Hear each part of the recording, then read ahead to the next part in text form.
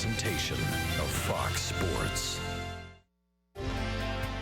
Oklahoma Sooner fans have circled September 5th on their calendar for the day so many questions will be answered.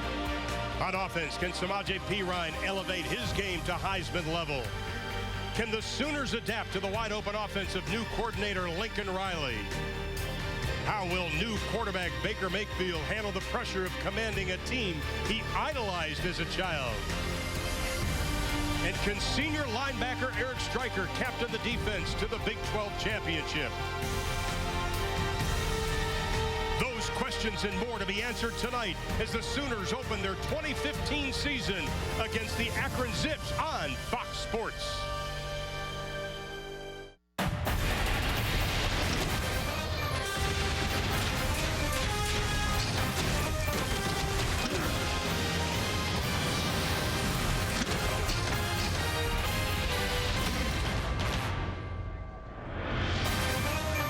Welcome you to the Gaylord Family Oklahoma Memorial Stadium in Norman, Oklahoma for Oklahoma Sooner football on Fox Sports, presented by Deep Root.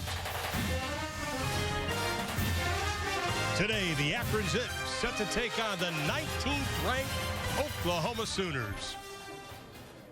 Hello again, everybody. Along with Dave Lapham, I'm Ron Thule. And Dave, everybody, excited about the start of football, including the players and coaches of Oklahoma, mainly because they didn't live up to the expectations that they set last season. And when they've had disappointing seasons in the past, Ron, they have rebounded exceptionally well. Let's take a look.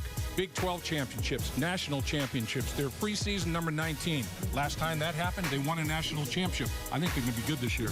Of course, the big story in the offseason, Baker Mayfield, who hasn't played a regular season game since 2013, now the starting quarterback. Unbridled joy for the game of football. Plays it with a linebacker's mentality. This is a thrill. There's no pressure for Baker Mayfield. He will enjoy today. Especially he's got a couple of running backs behind him that are pretty salty. Oh, no question. Perine runs with a low center of gravity, low pad level. He will thump you. Joe Mixon. This guy is an explosive runner, but he also runs routes and catches the football like a wide receiver. He's going to be all over the field today like a Swiss Army knife, that versatile. Well, the Zips, they have their handful. They have not had a winning record since 2005, but Terry Bowden, in his 4th year, good football coach. Terry Bowden has won 2 out of 3 football games every other place that he's been. He's been 4 places prior to this. Taking a little longer at Akron. He wants to get it done. And we've got a full house, the 99th consecutive sellout here in Norman, Oklahoma. And we are ready for the Oklahoma Sooners, looking for their 10th consecutive home opening win. We'll have it coming up.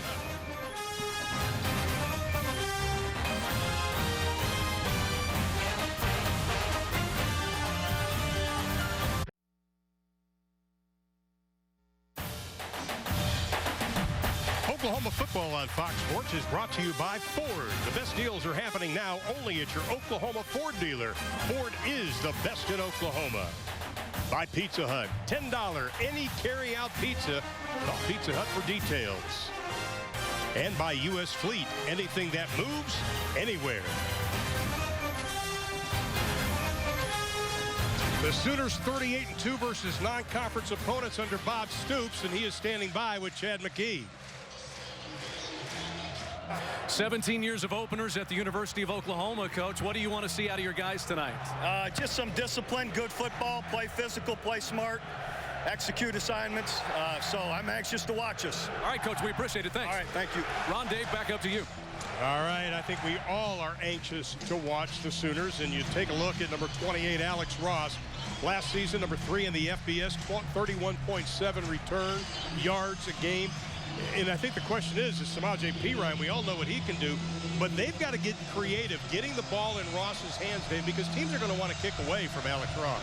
Yeah, there's no doubt, Ron. He took 2 back to the house. He had a 100-yard kickoff return. It was his longest of the season.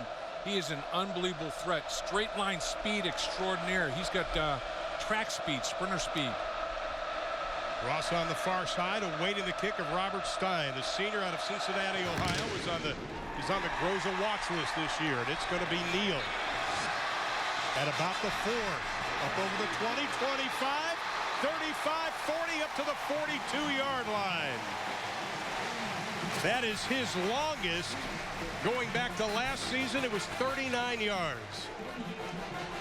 And, of course, the quarterback, the sophomore out of Austin, Texas. 7 starts for Texas Tech in 2013. Baker Mayfield, Dave. Baker Mayfield, the offensive newcomer of the year in 2013 in the Big 12. And P. Ryan was the same honor in 2014. You mentioned it, the excitement. But the coaches like the fact he makes quick decisions, and we see one right there. K.J. Young gets the first down, the first of the season. Up inside the 45 to the 44-yard line. Dylan Evans makes the tackle, but a 15-yard gain. We do have a penalty on the play. I think they're picking that flag up. The one thing I liked about Mayfield that time, the ball was out of his hand in a tenth of a second, and then yards after catch by Young. P. Ryan joining Mayfield in the backfield, his first carry. Bangs his way close to the 41-yard line. Let's take a look at the forward starting lineup for Oklahoma. Of course, Orlando Brown. You really like him. Yeah, he's protecting the blind side of Baker Mayfield. Anytime you have a big horse like that protecting your blind side, you're in good shape. And all these skill players are extraordinary. There's a lot of team speed that the Sooners can put out on the football field. Deron Neal on the near side, and the question is, as far as wide receivers, who's going to be that number 2 receiver to Sterling Shepard? Mayfield rolling out. This is where he can be dangerous. Wisely throws it out of bounds. Now let's take a look at the Zips defense. Pittman, Coe, Grice, Marcus. 3 of the 4 are transfers. Grice, he's kind of the bell cow down there. And the linebackers, Jatavius Brown, we watched him on tape yesterday, Dave. 2-time defensive MVP of the MAC conference, and secondary solid, but the strength of this football team defensively is the front 4. 3rd down and long for the Sooners. We'll call it 7. P. Ryan in the backfield, Meade wide to the left. And we've got a whistle, and it's going to be a motion call against the Sooners. Well, that's Number 78, 5-yard penalty. 3rd down. Orlando Brown moving a little bit too early, and that's what Bob Stoops was talking about. Discipline. Avoid penalties. Avoid those kind of things. The sloppiness. Don't want that to creep into this football game. They find themselves in a 3rd and long situation. Terry Bowden likes this kind of scenario. Well, the Sooners were 40% on 3rd down last season. They need 12. Mayfield hands it off, and P. Ryan just tripped up at the 50-yard line. He's going to lose 3. Jamal Marcus does a nice job. The junior out of Durham, North Carolina, one of the transfers we were talking about, number 34. He transferred from Ohio State and actually played in the Orange Bowl in 2014. Lincoln Riley recruited him to East Carolina. He knows all about him. Kid's a good football player. Lincoln Riley wanted him. Austin Seibert, the freshman, he's punting and kicking field goals, and he gets a boomer. It was touched, but it gets into the end zone. The punt carried 50 yards, his first collegiate punt. The Zips will take over on their own 20-yard line. That young man has got a heck of a leg. He does. He just needs to be a little bit more sound with the directional kick right there. You know, maybe try to angle it toward the sideline a little bit more. Not enough reverse spin when the ball hit the turf, bounding in the end zone instead of bouncing backwards. Well, Akron was not going to name their starting quarterback until right now, and it goes to Trayvon Chapman. Very athletic player, originally signed with Pitt. He challenged Kyle Pohl, who was a 2-year starter. They like Chapman because he can run. He's got a lot of versatility running the football. Joined in the backfield with Connor Hundley. They call themselves a hurry-up offense. Let's see if that happens. Hundley, right side. They want to run the ball more. Dominique Alexander on the stop. Let's take a look at the offense. First of all, for the Zips. Dylan Brumbaugh is the guy, Ron, the best guy up front. And the running back, Connor Hundley, had 148 yards last season versus Pitt on 19 carries. His only 100-yard game all of last season. Good first down play, though, if you're the Zips. They want to establish the run this season. Even though they like throwing the ball. Sooners show pressure. Chapman's going down. May picked up about a half a yard. Eric Stryker was blitzing in from the far side. And speaking of Stryker, he heads the defense. A lot of good football players on the Oklahoma front 7. Tapper's going to have a big year. Evans and Alexander do a great job at the linebacker position. Shannon's going to get in there on a rotation, and Sanchez, All-American candidate at corner. Such an exciting player. Now it's 3rd down and 6 for the Zips. Last season, only 38% on 3rd down. They need 6. Chapman, his first pass, wide open, throws behind his intended receiver, Jerome Lane. Jerome Lane, this is the first time he has played wide receiver since high school. This is cover 2, safety over the top. Tried to go back shoulder because quarterback Chapman saw Hatari Bird coming over the top there in coverage and could have had an interception, so he had to throw back shoulder. Ball falls harmlessly to the ground. Well, Lane was a safety up until this week. Sterling Shepard standing at about the 34-yard line for the Sooners. Zach Ball, the senior, out of Broadview Heights, Ohio, an outstanding punter, back for Akron at the 10. Kicking with the win. Shepard calls for the fair catch. He put up the hand, and they're going to mark it down at about the 38-yard line. So the Sooners will have their second possession of the night after the 38-yard kick. We'll return to Norton after this.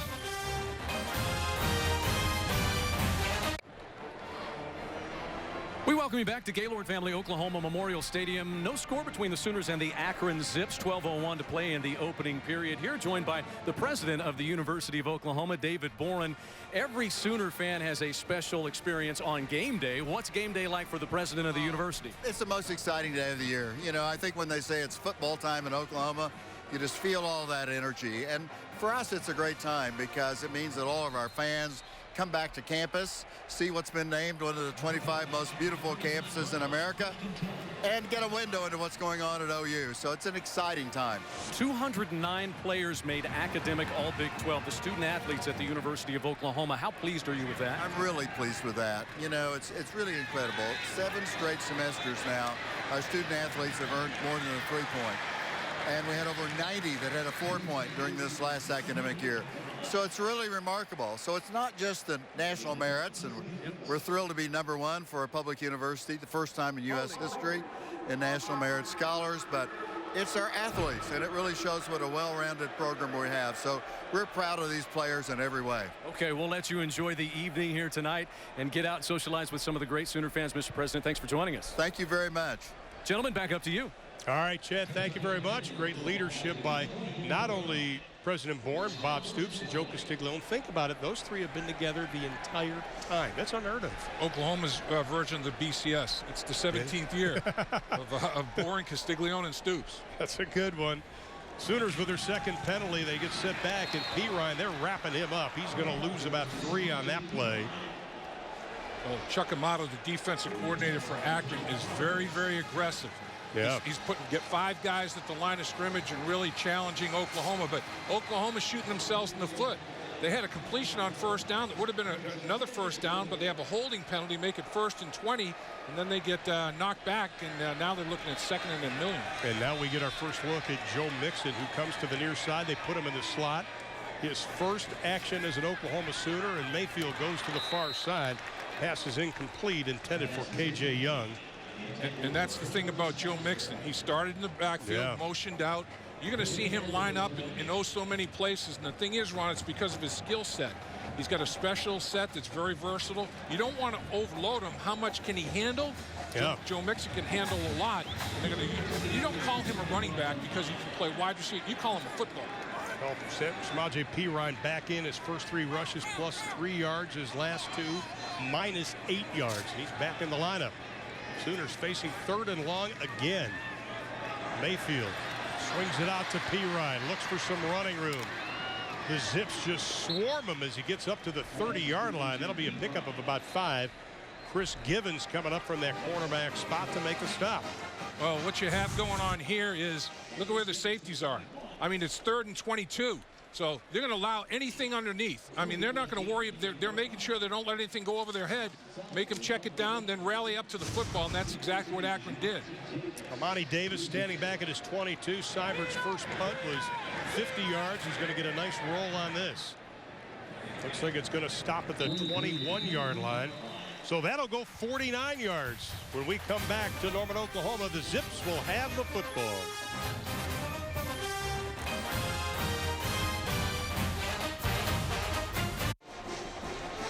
Scoreless in the first quarter, 10:21 left to be played between the Sooners and the Zips in the first. And of course, we talk about the Bowden family, but we got to mention the Stoops family because Ron Stoops Sr., obviously, he was the man who started it all, very successful at Cardinal Mooney High School in Youngstown, and Ron Stoops now at Youngstown State with Bo Pelini and Bob and Mike and Mark, now the head coach at Kentucky. Definitely football families battling each other in this matchup. A lot of success, a lot of proud generations of football right there. There's Mike Stoops up in the booth for the first time. I mean, he did it in spring instead of being on the sideline, and I asked him what it's like. He goes, well, I get more room to spread out my notes, and I went, baloney. You want to be on the sideline? I didn't buy that. Chapman runs again. And Dominique Alexander right there to wrap him up. Now we talked about the Stoops family tree. How about the Bowden family tree, the winningest family in college football? Over 600 victories, of course. Bobby leading the way there. 377. Wow. Unreal. 2 national titles. Terry had in his mind an unofficial national title. He went undefeated at Auburn, but they were on probation. Won his first 20 games, and there's the brother. Tommy. Excuse me, Jeff. And it's 2nd down and 9 for the Zips. They say they're going to run the same offense with Pohl as they do with Chapman at quarterback, but we don't believe that. Chapman has to tuck it and pull it down. And he's going to be run out of bounds, and they'll mark it at about the 22-yard line again. Dominique Alexander, he's got to be the big play guy. And you take a look at the head coaching families, and of course that's Mac Brown and company, and the Dooleys and the Holtzes. Dooley brothers, and then the Holtz's father, son. So it's pretty impressive. The 5 families of football right there. Funniest, though, are the Holtz father and son. Yeah, Skip's one of my favorite. Of course, Skip played here opening day last season. So now the Zips are facing 3rd down and 9. Ball at about the 21-yard line. Chapman will go to work again. Sooners rush 4. Chapman steps up, and he is tied up. Again, Matt Diamond, the junior out of Katy, Texas, an undersized guy. Well, Chapman's already run the ball 3 times. He's going to run a little stunt, a little crossing stunt in here with the defensive tackles. And you have to keep that rush lane integrity. And Diamond, the stunt takes him right to the lane that Chapman's trying to take advantage of on the quarterback draw on 3rd down. Nah, baby, nah. And Akron has to punt it away. Yeah, both teams 0 for 2 on 3rd down. Zach Paul, his 2nd punt. Sterling Shepard standing at the 40-yard line. He is kicking with the wind. Shepard will return this from the 37. Looks for some type of seam. Penalty flag is thrown as Shepard gets inside the 40 down to the 39-yard line. You're going to have an illegal block in the back on the Sooners, I believe. That's going to negate that return. So it's not just the penalty, it's the yards of the return. It becomes a massive penalty in terms of yards. And this is what Bob Stoops didn't want. Penalties on special teams, offense, defense, no sloppiness. 43 yards on the kick, 23 on During the return. Block in the back. Number 9 of the receiving team. 10 yards from the spot of the foul. 1st down. Bob Stoops obviously upset about that. Here's the illegal block in the back right there. Pretty obvious. The officials looking right at it. Easy call.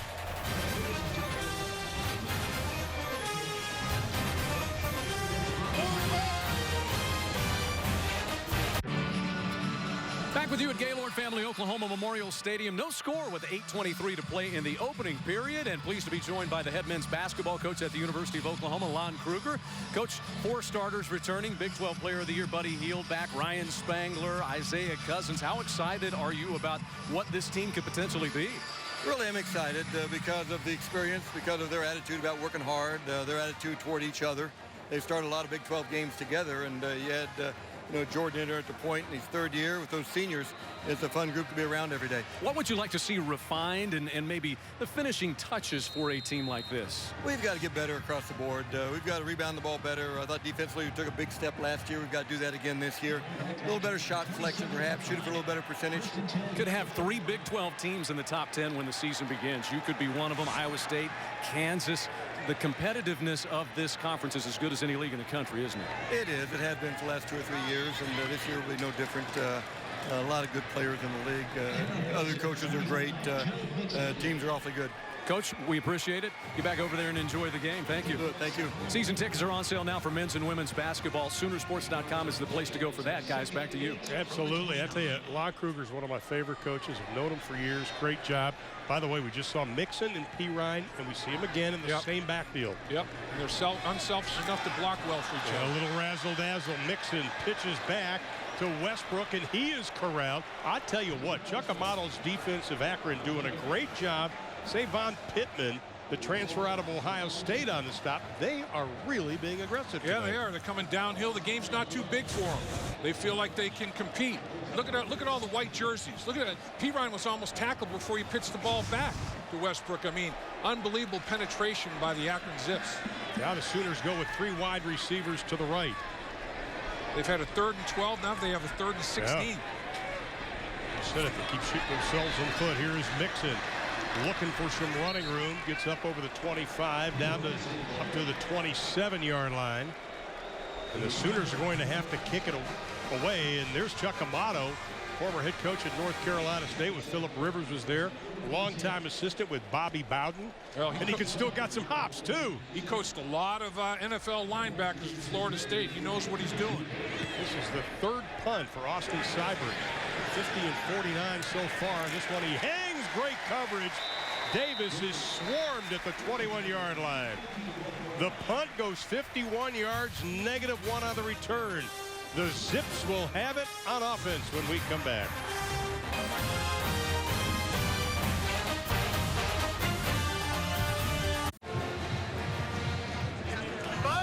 We are scoreless in the first quarter in Norman, Oklahoma. I want to remind you, the Oklahoma City Thunder is hosting the 2015 Coaches Clinic on Saturday, September 26th at the Chesapeake Energy Arena. Half-day clinic designed for coaches at all levels, from volunteer youth coaches, middle school to high school and college coaches.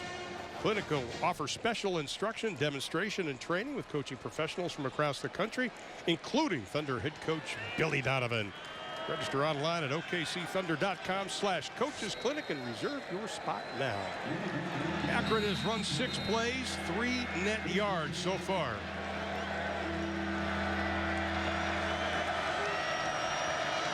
And 1st and 10 on the 22-yard line. They fake it to Hundley. Chapman rifles the pass. Close to being double covered was Jerome Lane. Well, Chapman's a better runner than a thrower. There's no question about it. It's pretty obvious. And since he came into the football game, you know, the Zips are thinking it's going to be very, very tough to run the football on the Sooners. It's going to be tough to throw it. Let's see if our quarterback run package can gash them a little bit. And Oklahoma's tightened up their splits and taking care of that quarterback run package well.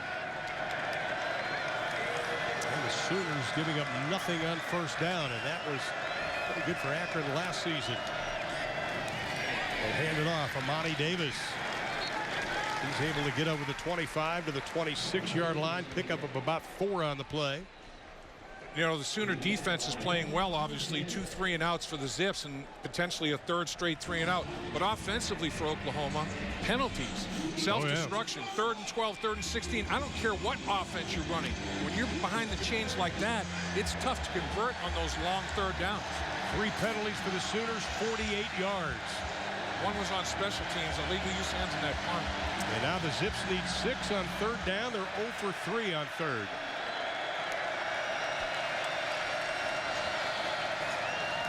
Chapman will keep it, and he is going to be stood up. Gets a couple on the play, well short of the 1st down. Devontae Bond, probably the most underrated player on that defense, coming up with a stop. A little bit of a read option. Underneath handoff, fakes it, takes it up the football field. Oklahoma's in the gaps they're supposed to be in. And Bond says the name is Bond. Javonte Bond. This will be the 3rd punt for Zach Paul. Last season, he averaged 42.5 yards a kick, and Shepard had a nice return of 23 yards on the last punt. Penalty flag is thrown. They'll do it again. Yep. But Shepard's last return nullified by a penalty, as Dave mentioned. Little early movement for the Zips. Prior to the snap, ball start, offense, number 1, 5-yard penalty, remains 4th down. Penalties, you know, in the opener, these are the kind of things that unfortunately you experience. You just hope it's not overwhelming. And right now, particularly for the Oklahoma Sooner offense, it's overwhelming. They can't get out of their own way because of the penalties. Sooners with 15 total yards offense, 48 on penalties. Wow. This is a boomer. Wow. Shepard catches it over his shoulder, and he's going to try to return it. Looks for the lane. Akron just corralling him, and he's going to dance around. Whoa! That's late. There's the flag. Finally. Pushed him when he was well out of bounds and pushed him over the bench. And now you got it mixing up the sideline. Yes. Shepard obviously is a valuable guy. Teammates don't want to see late hits on Shepard. And he went over the bench. You know, outkicked the coverage a little bit. Shepard did a great job of fielding the punt, first of all, over his shoulder. Returns it 5 yards out of bounds. I mean, you have to have some idea where you are in the field of play. That's brutal. After the play, personal foul, late hit out of bounds, number 27, defense, 15-yard penalty, first down. I think it was number 88, Luddenberg. It's the guy that pushed Shepard over the bench. So that's another 15 yards added to the return that Shepard had. So that booming punt is negated by a nice catch by Shepard, and you got a return out of it, and then the 15-yard penalty to boot. Well, you have to think, too, how valuable he is to Lincoln Riley's offense. We got a moment. Want to talk about when the Sooners score their first touchdown tonight. It's going to be dedicated to a young man by the name of Easton Peterson. Easton Peterson is a young man that got in a terrible car accident. Bob Stoops visited him at Children's Center Rehabilitation Hospital, and then Lincoln Riley saw him and kind of got an attachment to the young boy, as the young man is quite a Sooner fan and actually came to a spring practice, and Lincoln said, our first touchdown this season is going to be dedicated to you. I love it. Mayfield looking near side, looking for Neal. Caught at the 20-yard line. Wow. I mean, that's the situation. You're just giving your receiver, saying, I have confidence in you. Gibbons has great coverage there, Ron, and they just threw it up and said, Baker Mayfield said, I'm going to give you a chance on a contested catch, 50-50 ball. You go climb the ladder, you make a play, you be strong at the high point, and man, he sure was. Great play. 37 yards. This time they'll swing it out to P. Ryan. Breaks a couple of tackles inside the 20. Down to the 18-yard line. Let's go back to Neal. He had 42 receptions last season. And really, you know, the coverage is tight. Baker Mayfield says, I respect you, Neal. I know you're stronger and you're taller, you're bigger. You're going to go up to the high point and catch the football. That's just an outstanding play. And he was kind of off this spring, Neal was. Making an impact now. Mayfield looking over the middle, is going to have to scramble. Still looking. And he's just going to throw it into the cheap seats. You know, Neal has now caught a pass from 5 different quarterbacks in Oklahoma. Landry Jones, Blake Bell, Trevor Knight, Cody Thomas, and now Baker Mayfield. Deron Neal, 5 different quarterbacks he has been on the receiving end from. Mayfield's now 4 of 7 for 59 yards. Neal on the near side, Mixon in the backfield. 3rd and 6. Ball's on the 18-yard line. The quick toss. In and out of the hands of Mixon.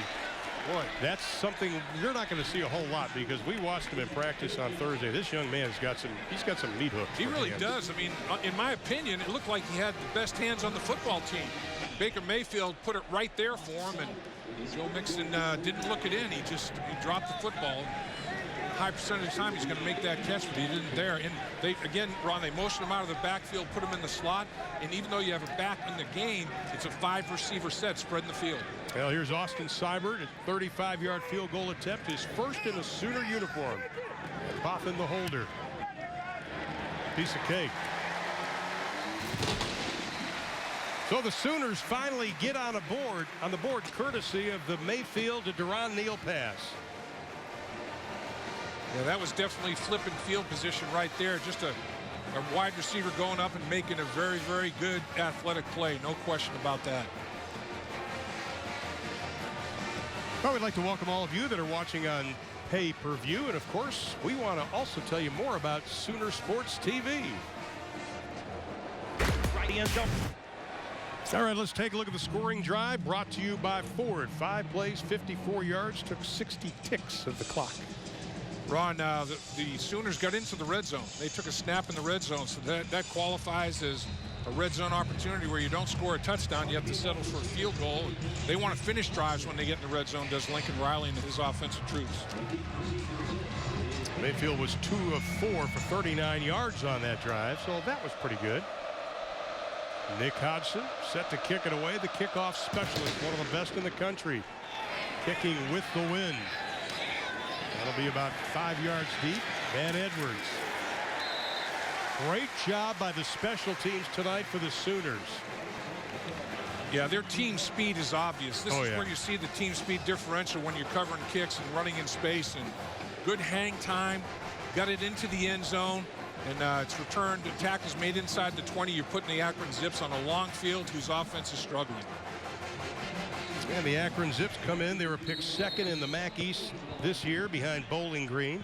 This is a team that stood 4-2 last year after the first 6 games, beating Pitt and Eastern Michigan, Miami of Ohio, but then they had some injuries and lost 5 of their last 6 games. Kyle Pohl is now checked in at quarterback for the Zips, so we're going to see both guys tonight. Sooners coming up to the line of scrimmage, and we've got a whistle and a stoppage. Early movement on the Zips. I tell you, I think they saw Stryker and everybody. Ball start. Offense, number 35. 5-yard penalty. First down. Eddie Shelton, our referee tonight. There's the early flinch.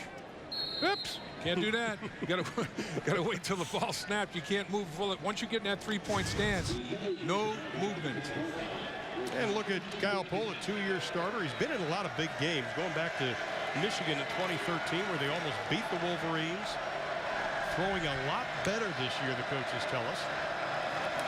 Faces first down at 15, and then hand it off to Alexander Donnell. The senior transfer from Colorado State. Spent 2 years at Colorado State.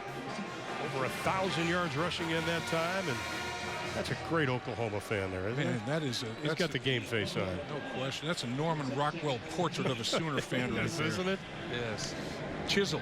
Donnell, of course, the son of the late Derek Thomas of NFL fame.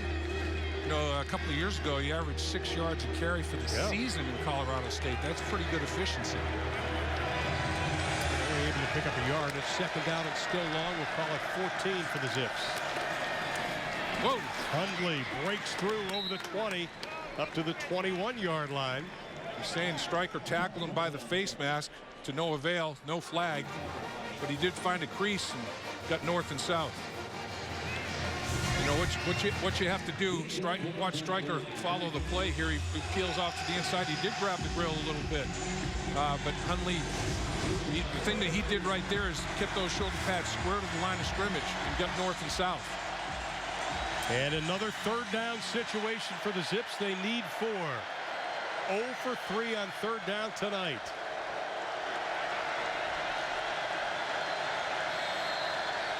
Timeout. Timeout. Well, the crowd got loud. Akron.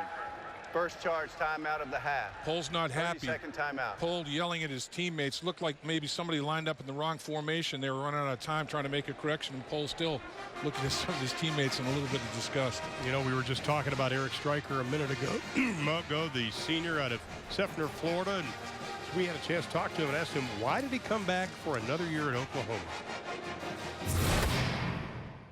I came back because I don't want to go out like 8-5. You know, that's not me personally. If anything I can do to help better the team, you know, this program, you know, that's what I'm going to do. So I came back because, you know, one, I don't want to go out like that. You know what I mean? And you know, me coming back as a leader, you know, I can help, you know, for the culture of the team, you know, for years to come, you know, help shape that. Chad, you spent a lot of time with Eric Stryker. I sat and asked him one day, you know, Samaje Perine pretty big fellow. What happens if the irresistible force that is Samaje meets up with Eric Stryker in the hole? And he said, I would probably wind up on my backside. So at least he's honest about it. Well, he's got 3 tackles already tonight. I like on Thursday's practice, he was begging the coaches to play wide receiver 1 play in this game. On third down for the Zips, Pohl tosses it. Far side. No, he's out of bounds, incomplete. Didn't stay on the field to play. You got to possess the football and get 2 feet down. Boy. Or 1 foot down in college football.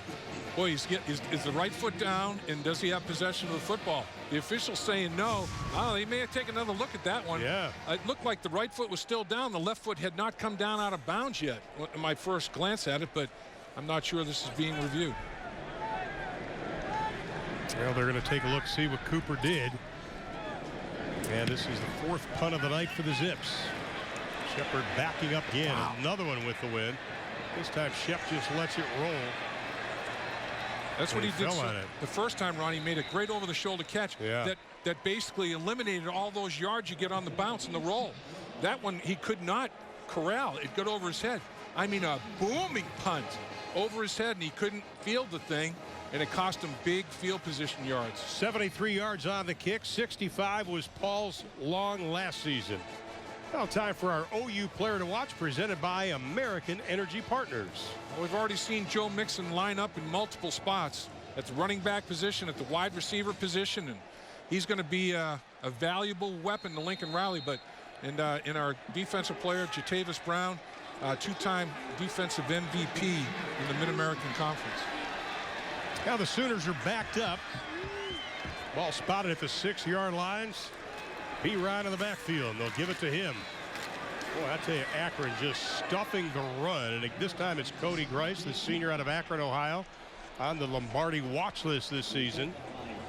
This is a try-hard guy. 5'11", 275, 280 pounds. He gets under your pads. He plays with a low pad level because of his height. Also might see him a little fullback in short yardage situation. Mayfield rifle in the pass, incomplete, far side. Another drop. Meade had it in his hands. Had a good spring. They're expecting Jeffrey Meade to do a good job this year. He just runs a simple out. He gets separation. The ball hits him right in the hands, and he drops it. Not Mayfield's fault. No, I mean, Oklahoma is just not in sync right now. This time they're suffering from bad field position, but penalties in field position have definitely really hurt the offense. Well, Mayfield has missed his last 3 passes. He's now 4 of 9. Keeps it. Looking for some type of running room. Gets a little breathing room up to about the 11-yard line. Cody Grice again on the tackle. And when we were watching Grice on tape, the word that kept coming into my mind is intense. This young man plays with a passion. Yeah, and I think his NFL opportunity is not going to be at nose tackle.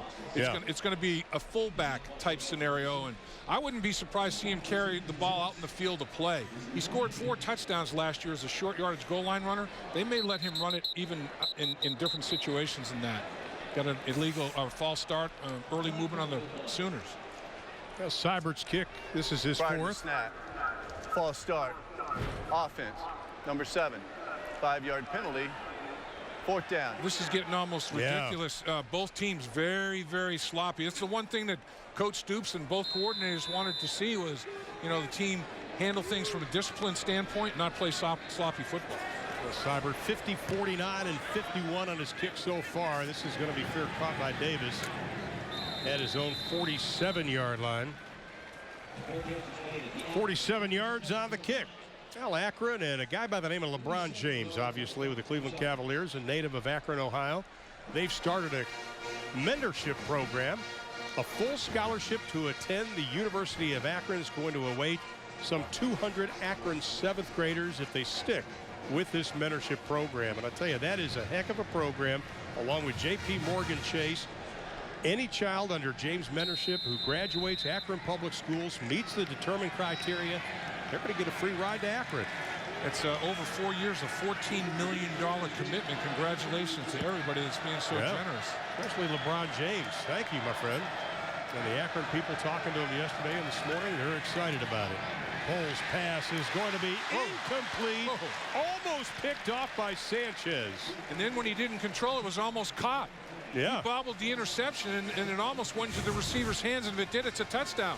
Bobbles the interception, tips it over by the receiver. He tips it with his right hand. So, I mean, you talk about a juggling act. Juggle, juggle. One more time, juggle. It goes to the ground. Ooh, what could have been a takeaway, could have been a touchdown, ends up being nothing. Well, Sanchez led Oklahoma with 8 passes broken up last season. He's got 1 already tonight. Cole facing 2nd down and 10. Final 51 seconds of the first quarter. Sooners show blitz. Cole hands it off to Donnell. Dominique Alexander, he has been in on a lot of tackles tonight, the junior out of Tulsa, Oklahoma. You know, we were talking about Alexander with the coaching staff, including Mike Stoops, defensive coordinator, obviously, and he says he has to be the big play guy this year. A lot of pressure on him. Well, he came on a blitz, basically. He blitzed off the edge, and the blitzer made a good play on that. Stephen Parker. Yeah. He was the guy. He came off the safety position, read the formation, came off the slot, and blitzed and got involved in the tackle. Oklahoma being very aggressive defensively, just like Akron. First time in Oklahoma territory for the Zips, facing 3rd down and 4. Bull looks, pressure backside, far sideline, caught inside the 25-yard line to Lane. Making his first start as a wide receiver, the safety turned receiver with the catch. Great throw by Paul. Nice route by Lane. Lane is 6'3", 225 pounds, and he can run in the 4.5s. Looked like Sanchez maybe bit on a double move. And Lane beat the best cornerback that Oklahoma has on the football field. They're looking for big plays from him, a pure athlete. Well, the play covered 48 yards, and that'll be the final play of the first quarter. So the Sooners only able to manage a field goal.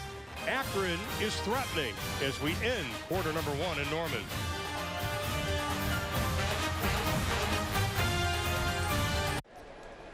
Terry Bowden told us they would not be intimidated by playing here in Norman, and so far they haven't been, Dave. They have not. And one of their big athletes, Lane, on the perimeter. Let's take a look at this matchup out here and watch what happens down the football field.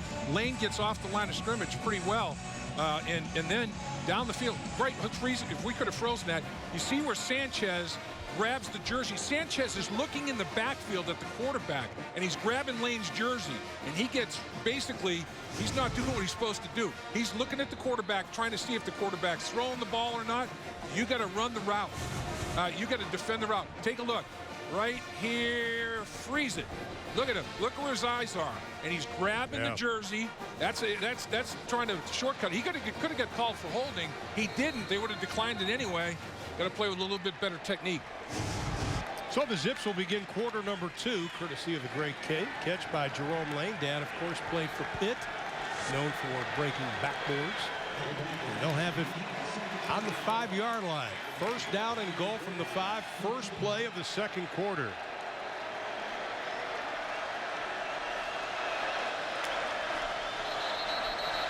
Early movement. And we talked about Grice playing a little fullback from his defensive line position. That's where he is now. Delay game. Offense. 5-yard penalty. Boy, that was a quick clock. Yeah. That was a quick clock. Akron can't really believe that. And Grice, instead of short yardage goal line, he was out there on first down from outside the 5-yard line. So Coach Bowden is just expanding his role a little bit. He jogs off the field here. Now it's first and goal from the 10-yard line. It's a little bit tougher to score from the 10. Pohl stays in at quarterback in case you just joined us and you're an Akron fan. Timeout. Chapman started, and Pohl's going to burn the second timeout of the half. Second charge timeout of the half. And with that, we'll step aside. Yet to play here in quarter number 2. Sooners lead it by a field goal.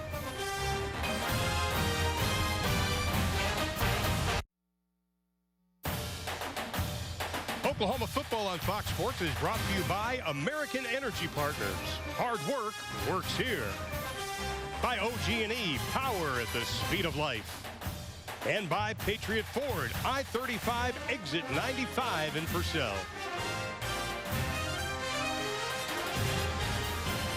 After quarter number 1, Akron with 68 total yards, the Sooners with 59. I think what's surprising, Oklahoma with no yards rushing. Obviously, a lot of penalties have hurt the Sooners. 0 for 5 on third down. Yeah. Akron's 1 for 5. Oklahoma's 0 for 5. Well, Chapman comes back in at quarterback. He started the game. They're going to play both of them, obviously, tonight. trying to follow behind the blockers. Dominique Alexander standing things up, making yet another tackle. Chapman just kind of ducked his head and was hoping for the best on that. Well, Pitt had them, Akron had them outnumbered.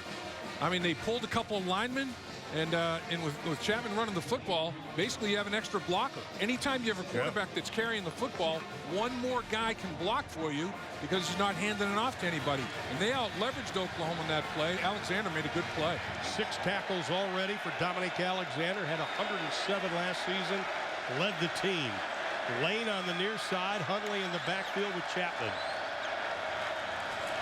Chapman looks, crossing pattern, rush from behind. Sooners are converging, and he's going down. Alexander again. Stryker had him and missed him.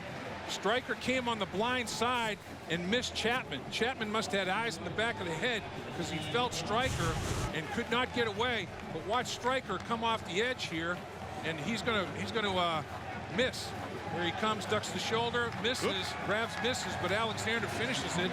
Chapman just can't outrun the defensive speed of the Sooners. Remember, Akron had it on the 5-yard line. Penalties pushed it back. Now it's 3rd down and goal from the 9-yard line. Chapman looks, tucks, runs right up the middle. Sooners stop him at about the 4-yard line. Designed quarterback draw. He never even looked at the receiver. All he did was tuck the direct snap and look for a hole to open up. And good play by Oklahoma to keep him out of the end zone, but Akron can tie it up here. Gordon Evans on the stop. Evans, the junior out of right here in Norman, Oklahoma. And coach is telling us he's gotten better, probably because Frank Shannon's back also. Well, it's interesting. They definitely have one quarterback throws it, one quarterback runs it. Yeah. They've each got their role, and that's the way it's going to be. Foster the holder. Robert Stein will be the kicker, and the left footer trying to tie things up, but he doesn't. Wow. Wow. Stein last year converted 81.3% of his field goals, 13 for 16, 25th in the nation, converting over 81%. A big miss right there. He was their leading scorer last season. Akron fans cannot believe it because Stein has been automatic. So the Sooners hold the lead 3-0, and they will have the football when we come back. A joint off the upright.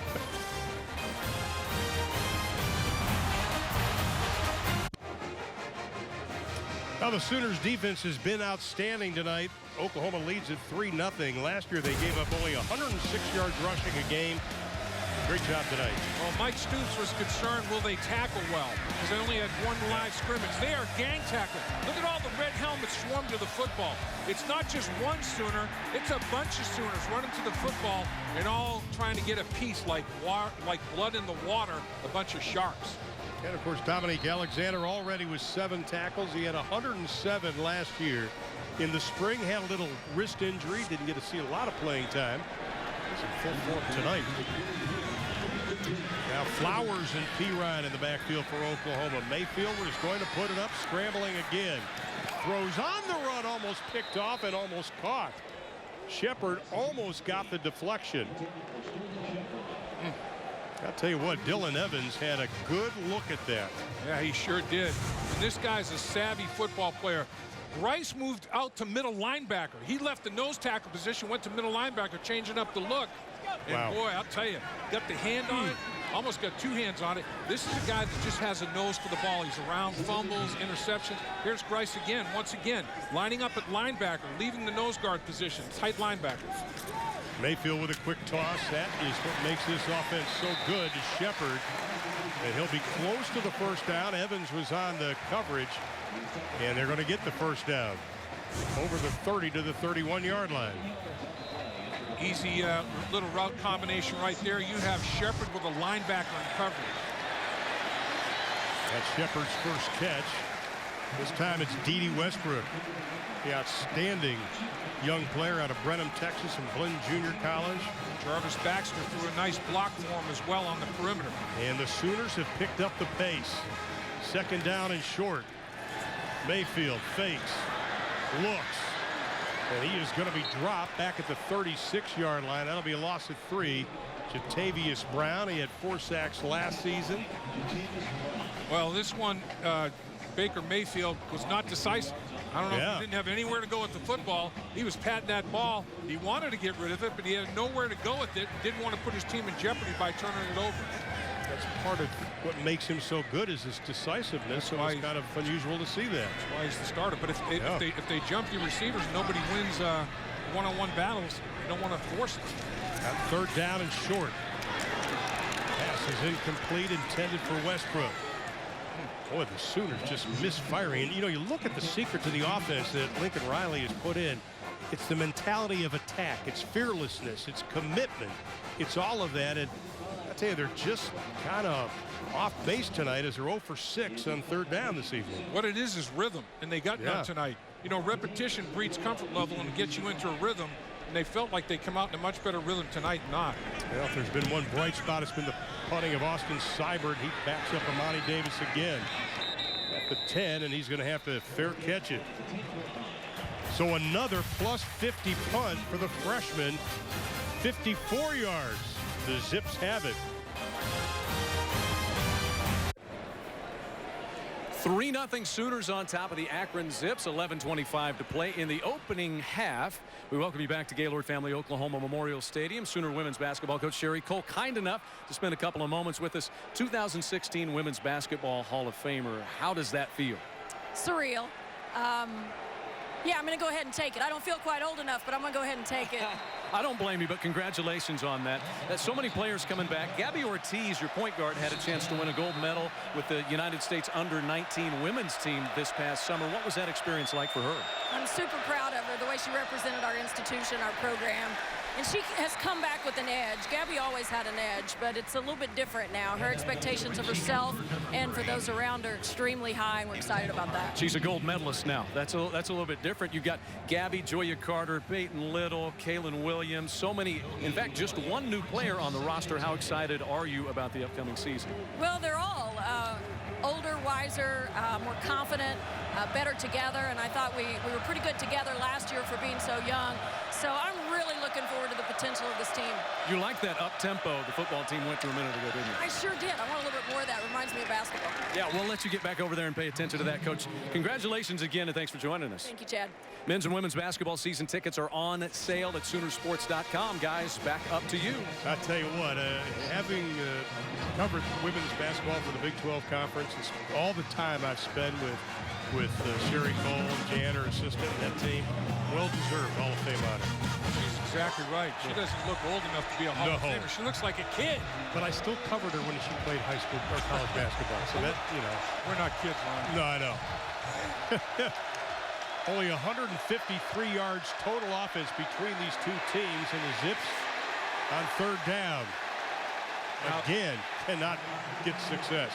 Has to throw it away, trying to set up a screen, but the pressure is so extensive, he has to just put it in the ground. Walker with a tremendous push.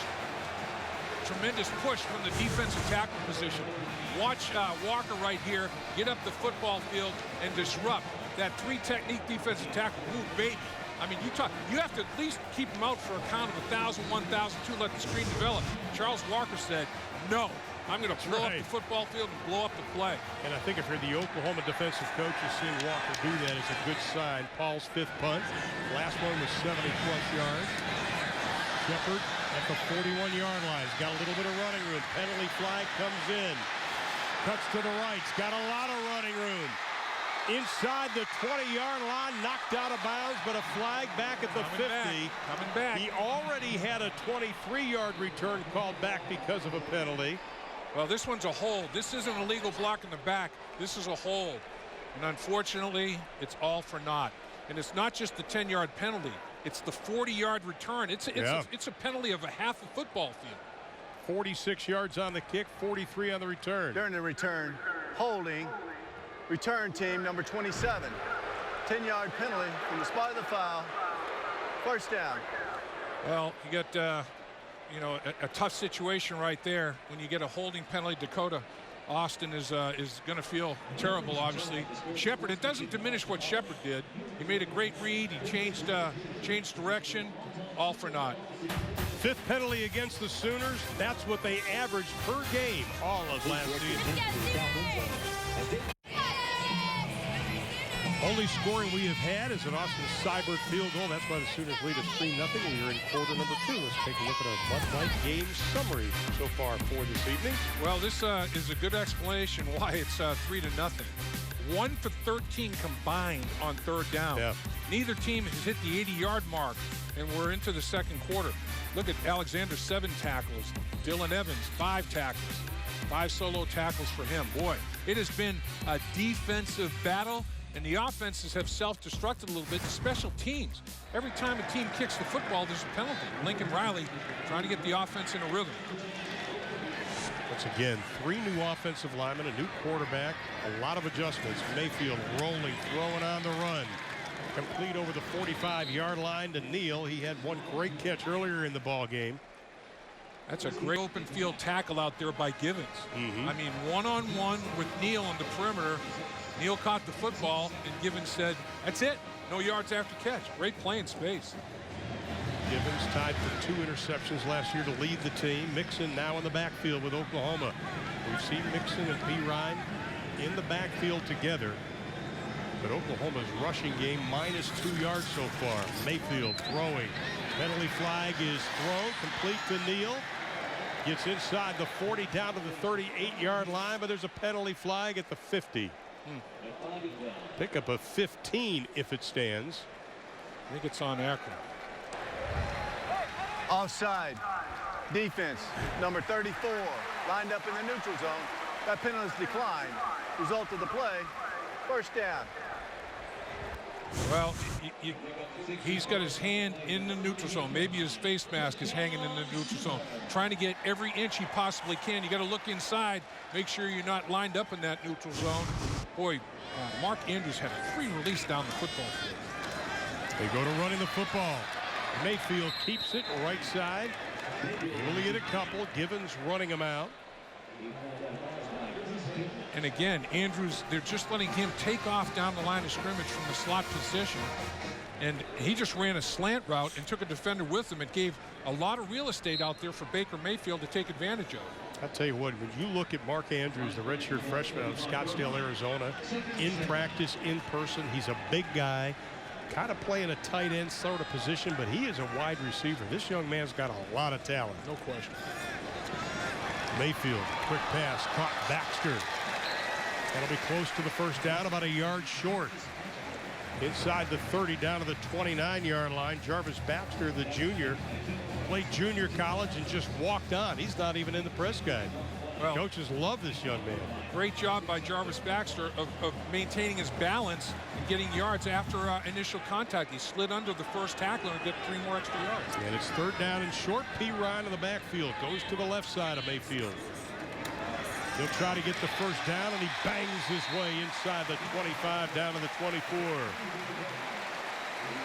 That's the first little crease that P. Ryan had an opportunity to take advantage of, and when that big old guy squares his shoulder pads up, whoop. First time Oklahoma's converted on third down in 7 attempts. P. Ryan gets down to the 20.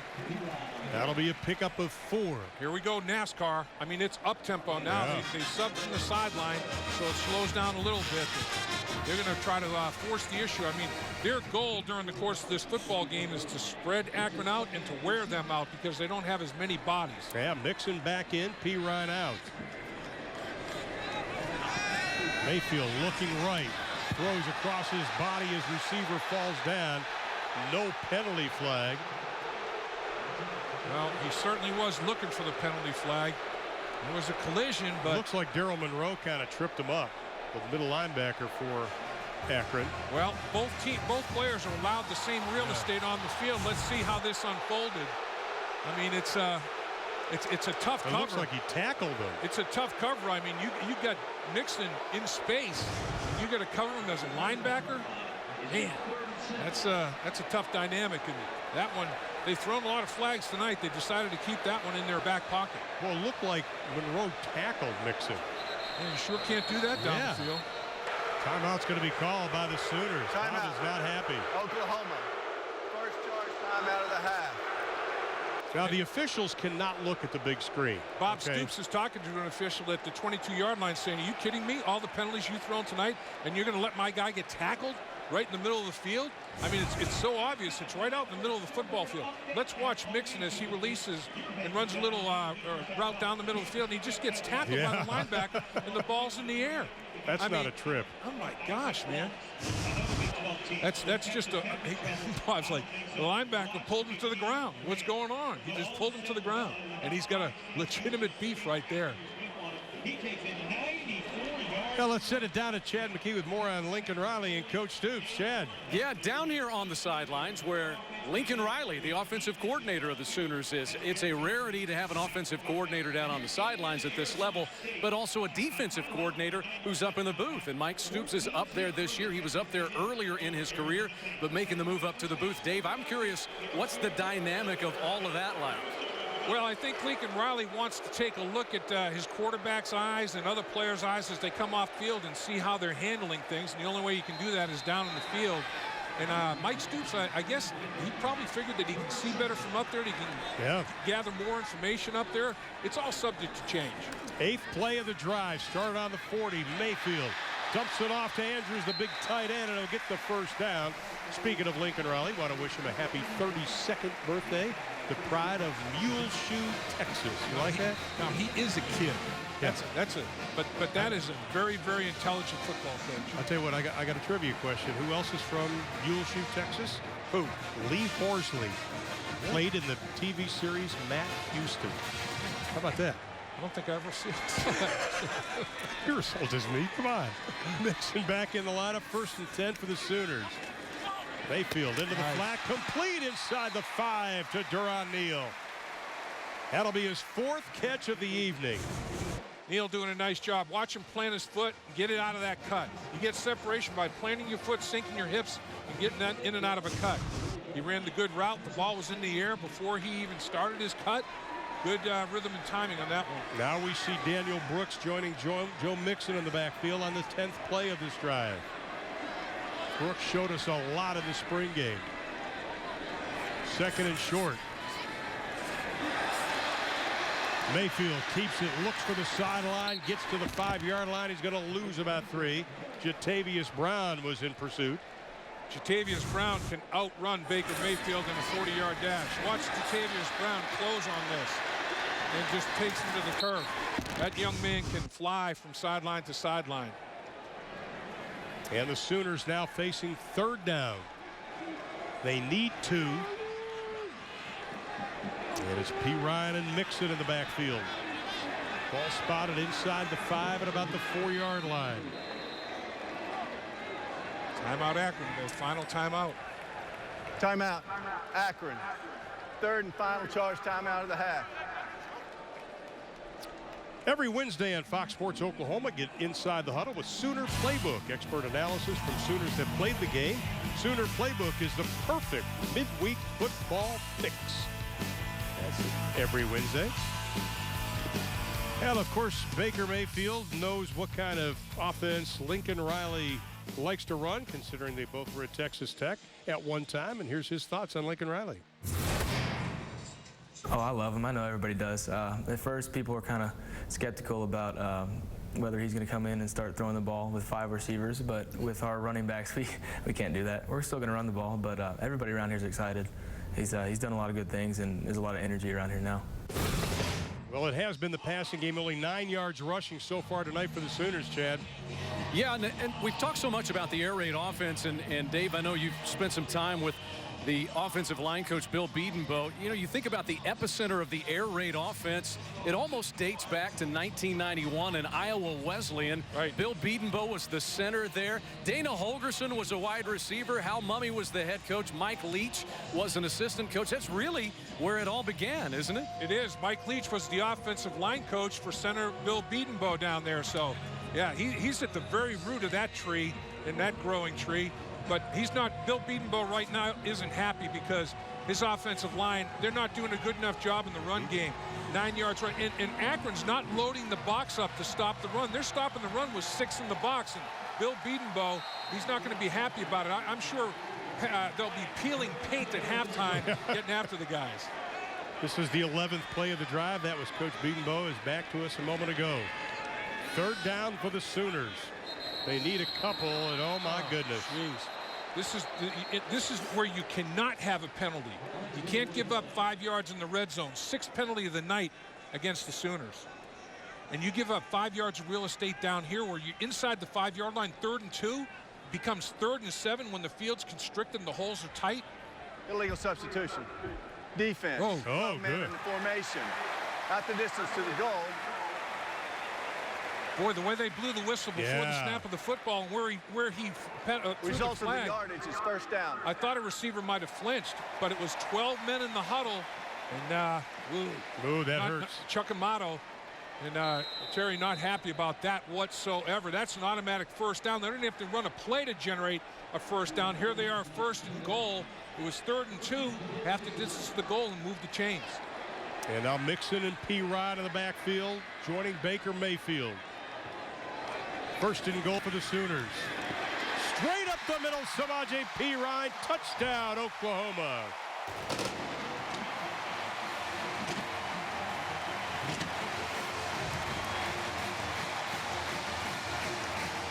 21 rushing touchdowns last year for P. Ryan, his first of 2015 tonight. They had 40 rushing touchdowns as a team, and P. Ryan had over half of them. That's amazing. And he went in untouched. He scores in touch football. Nobody laid a fingernail on him. They had a little cross-buck action between Mixon and P. Ryan, and it worked perfectly. Austin Seibert with the extra point is good. He's got 4 points tonight.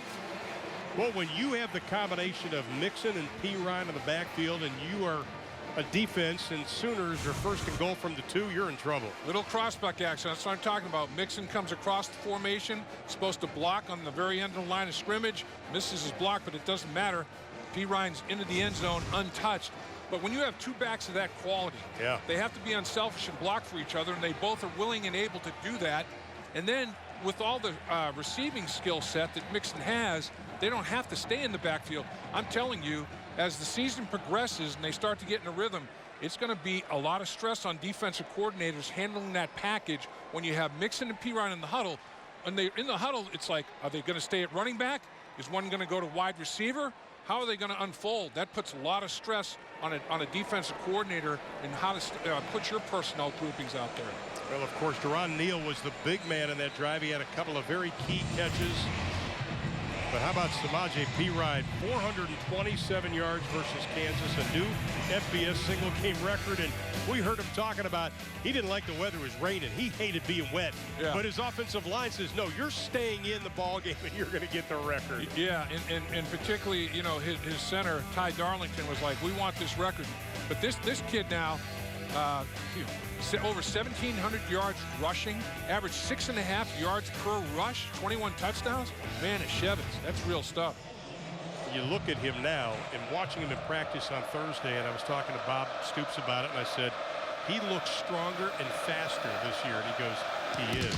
That's scary. There's Van Edwards. He's going to let it go over his head. And Akron will have the football at the 20 with 5:32 left in the half. Let's take a look at the last drive. And Mayfield did a nice job reading his receivers. Yeah, and he distributed the ball, get it out to Andrews, gets it on the perimeter to Neal, so he hits the ball down the middle, then to the perimeter, and then P. Ryan finishes it off up the gut.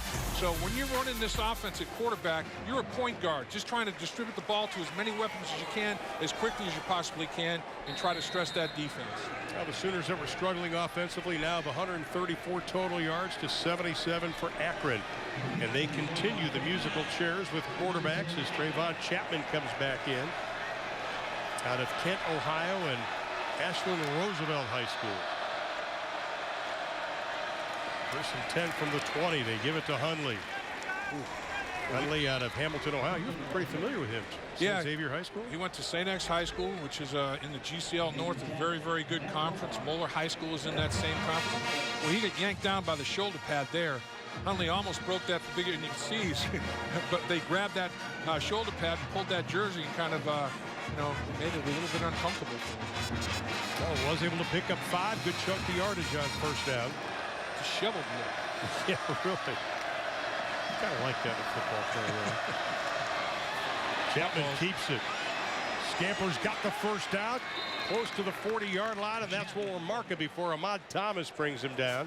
From that strong safety spot, he picked up 10 on the play. Have to stay in your gaps.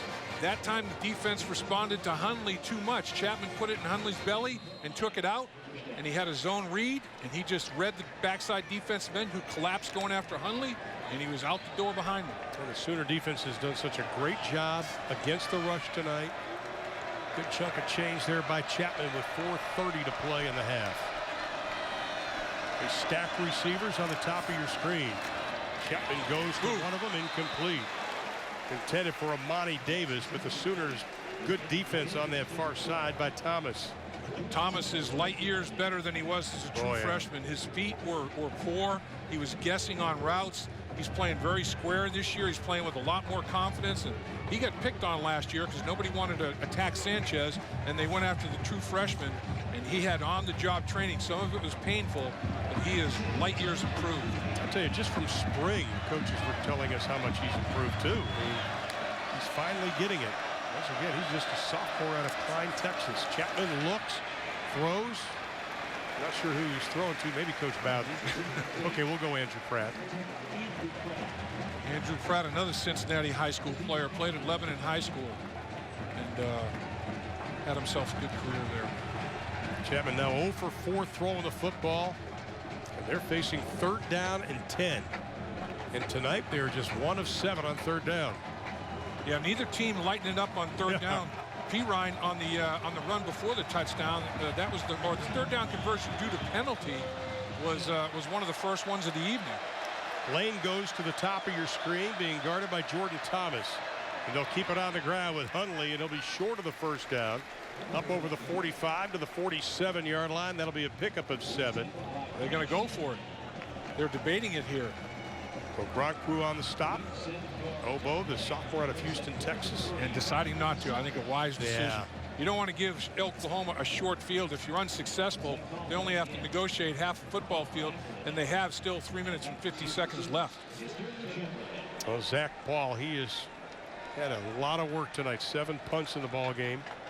Shepard standing back at his 12. His right leg's about an inch longer than his left right now.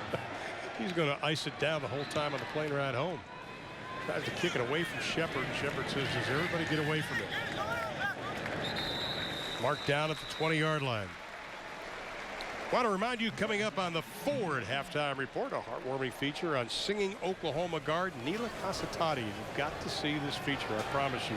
Plus, we'll look back at Samaje Perine's record-setting performance at Kansas and a recap of the first half action. That's all coming up in a few minutes on the Ford halftime report. And the man that's going to be hosting it all, he never stops, ladies and gentlemen, Chad McKee. Yeah, Neela Casatati is an amazing story. Grew up in American Samoa, and the hardships he had to endure as a kid. There's a great feature story by Jessica Cootie on Soonersports.com right now, and we'll have more on him singing at the OU Children's Hospital coming up at halftime. It's a special one. Boy, it is definitely that. Flowers and Pirine now in the backfield, inside at 3.5 to play in the opening half. Mixon, I should say, in the backfield. Picks up 11 on the play. Going back to Casatati, this young man out of Euless, Texas. Grew up in Samoa. And boy, I tell you, his story is just gut-wrenching, but a great story of success by this young man. Sooners put it in high gear. Mayfield over the middle. Pass complete. Shepard breaks the tackle. Looking for a block. Inside the 35, down to the 32-yard line. Sterling Shepard, 38 yards on the reception, his second catch of the night. Well, you had a case where Mixon pounded him in the running game for 11 yards. Then they got the one-on-one coverage on Shepard they were looking for and abused it. Mixon bangs his way inside the 30, down to about the 29-yard line. Here it is again. Nice route. He just takes it, runs a little post in the middle of the field. He has one-on-one coverage with a safety, and he basically leaves his athletic supporter behind as he's faked out of his jockstrap there. Nice run after catch by Shepard. Well, you know, last year prior to this game, we talked to him. He said he spent the preseason and the spring working on his speed and his release. It really paid off last year until he got hurt. Mayfield steps up in the pocket, looks down the middle, has a man. Touchdown, Oklahoma, Dede Westbrook. What a catch by Westbrook. Look at Mayfield celebrate. That's what I'm talking about. Unbridled passion and joy about playing football, and his teammates appreciate that. and he put the ball where his receiver could make a play on a D.D. Westbrook. When you start running the football, it becomes easier to throw the football. If you're not running it, it's tough to be one-dimensional. Mayfield's first touchdown pass as a Sooner. Westbrook's first touchdown reception as a Sooner. Seibert with the extra point. It is good. You look at Westbrook, he's got great ball skills, but it starts up front, Dave. It does. You have to have solid protection. They pick everything up. Number 97. Baker Mayfield climbs the pocket, sees Westbrook. A one-handed catch with the left hand, brings it in, does Westbrook, and Baker Mayfield says, yeah, baby, I threw my first touchdown pass as an Oklahoma Sooner quarterback. I like it. That's what makes them special. Now, the Sooners were holding on the extra point, so they're going to have to try it again. They're going to spot it at the 20. This is like in the NFL. Their extra point now is moved back. It's a 30-yard attempt for an extra point in the NFL, and he's going to do it this time. And Seibert will attempt it. He has been impressive tonight, punting and kicking. He's a cake. He has got a powerful right leg. And if you want to see how powerful, just go to YouTube and type in his name. They've got some video on there that is just incredible. He's pretty rocked up now. He's been in the weight room. Well, of course, Bob Stoops beginning his 17th season at Oklahoma, and I think even for Bob it is pretty special. It's a lot more fun when you're coming off a Sugar Bowl win or a national championship or a Big 12 championship, but when you're in 17 years, that doesn't happen every single year. So we're just a year removed from that, so we'll try and get back to it. So nothing's like clockwork. Everything every year adjusts to some degree, but we know what to anticipate and what to expect, you know, when you've been in it 16 going on 17 years for sure. OU's all-time win leader, 16 bowl appearances, won the national title in 2000. I'll tell you what, you look at what he has done, that is impressive. You know, it really is. You've won almost 80% of your games. I mean, come on now. He's won every single BCS bowl. Yeah. No other program can claim that. Bob Stoops is a football coach extraordinaire. 16 straight bowl games for the Sooners. Only 3 teams have longer streaks than Oklahoma, Virginia Tech, Georgia, and Georgia Tech. How about that for the Sooners? Last 6 drives, last 2 drives, 140 yards. First 6 drives, 74 yards. Well, they found a rhythm, and one of the reasons they found the rhythm is they quit hurting themselves with penalties. I mean, they were playing in front of the chains instead of behind them. And that was probably the #1 key of all the coaches. Stay away from penalties coming into this game. Edwards again will just let it go into the end zone. I'll tell you, Seibert, that's a weapon. He eliminates kickoff returns. Kicking them out of the end zone like that, I mean, they don't even get a chance to hurt you on a kickoff return. This kid's going to dictate a lot of field position. Well, Akron with 99 yards here in the opening half, 57 on the run. And the rush defense of Oklahoma has been outstanding, just like it was last season, though. But even Mike Stoops was telling us in the spring, Dave, that they needed to find that balance on defense with, you know, people passing against them and also running on them. No question. Let's check in with Chad. Guys, right after that touchdown catch, D.D. Westbrook was kind of escorted to the locker room. Didn't see him noticeably favoring anything, wasn't limping, had his helmet off, but headed toward the locker room. We'll try to get an update for you on him at halftime. Chad, do you think Baker Mayfield beat him up in that celebration? That's a possibility. I mean, what the heck? Yeah, he didn't look like he was hurt. Start. Offense, number 7, 5-yard penalty. First down. Well, both teams now with 6 penalties in this opening half. And Jerome Lane, he joins the party. The beat goes on. Both teams are, again, you're behind the chains. It's 1st and 15. Holding penalties, you know, makes it 1st and 20. Those are the kind of things that kill you. Oklahoma's early 3rd down conversion opportunities, 3rd and 12, 3rd and 16. Those are tough to make. Chapman keeps it, and Sooners just surround him. He'll get back to the line of scrimmage, but that will be it with 2:13 left in the half. And once again, Akron out of timeouts. Devontae Bond, the senior out of Sacramento, California. I'll tell you, Mike Stoops has not a problem, but a great problem to have with Bond and Stryker playing the same position. Both guys extremely talented, but you really can't play them together. Yeah, they are. They've done it already this game, and they're on the football field together now. Stryker's up at the opposite end. You get Bond down low and Stryker up high. So you go a little bit small when you do this, but they're running that package. Hundley gets a couple of yards as the clock continues to move.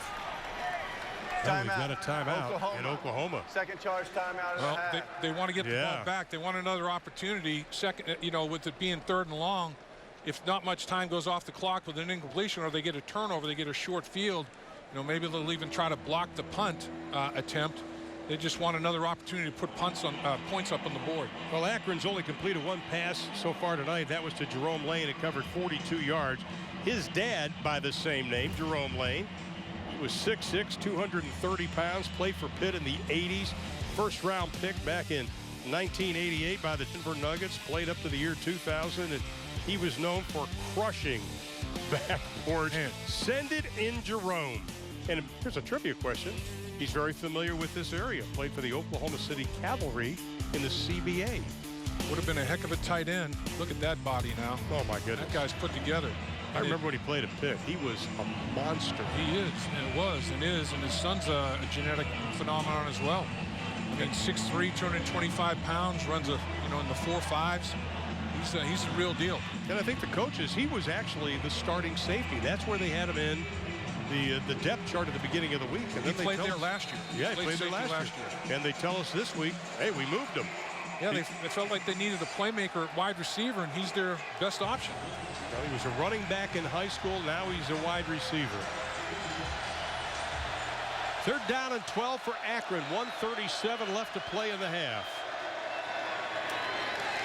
Hundley gets back to the original line of scrimmage. OU with one timeout left. Timeout. And they will use it. 3rd and final charge timeout of the half. So now they've got some decent returns, but penalties have negated the yardage.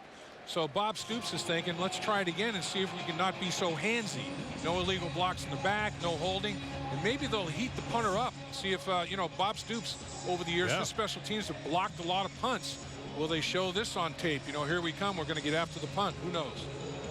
And what the Oklahoma defense has done has been outstanding on 3rd down. Akron just 1 of 9 on 3rd down conversions so far tonight. And the key is, Ron, like Oklahoma was struggling with early in the game, 3rd and long. When you're 3rd and 7 or more, those are tough to convert. You have to be 3rd and 4 or less to have a high conversion on 3rd down. Every Wednesday on Fox Sports Oklahoma, get inside the huddle with Sooner Playbook. Expert analysis from Sooners that played the game. Sooner Playbook is the perfect midweek football fix. Sooners didn't block a punt last season. Let's see if they come after it tonight. We saw Jay Boulware, special teams coordinator as well as running back coach. And they're just going to peel it back. Boomer. Shepard backs up to the 20. Straight ahead. Ooh, makes a couple of guys loses the football. Still the scrum on the field. Akron's got it. Wow. Oh, that's a turn of events. Did that backfire? Rolling on the field is a fumble. Recovered by Akron. 1st down. Boy, Shepard trying to get everything he could. Wasn't good enough with the ball security. He does a nice job, makes the first guy miss. A little bit loose with the football with that right hand, and the ball comes out. And not really big contact on the football, but it's hot out, sweaty arm. He had the ball kind of curled to his forearm and lost it as he get knocked off his feet. The ball just came out before he hit the ground. And they've got 118 to work with. They put the ball at about the 31-yard line, and Shepard usually very sure-handed. Christian Allen's the one who came up with the football for Akron. First turnover of the game, Ron. Yeah. That hasn't been a big issue so far. 1:18 to play. Let's see if the Sooner defense can stand tall now again. Pulls in the lineup. Right down the middle. Pass complete. 1st down inside the 20 down to the 19-yard line. Good call. Excellent call. They ran a little zone read fake and a little pop pass down the football field. Watch the fake zone read, release the tight end blocks, and then releases, slow blocks, and finds himself open. That's a good play, and it was well executed. Newman Williams, nice job, the redshirt freshman. Bolin Hundley now in the backfield. 1st and 10 from the 19. Hundley, little stutter step. Dragging people as he gets down to the 15-yard line. Clock with 40 seconds left in the half. Remember, Stein missed a chip shot. You know, Akron should have 3 points on the board already. Will that affect how coach calls plays here?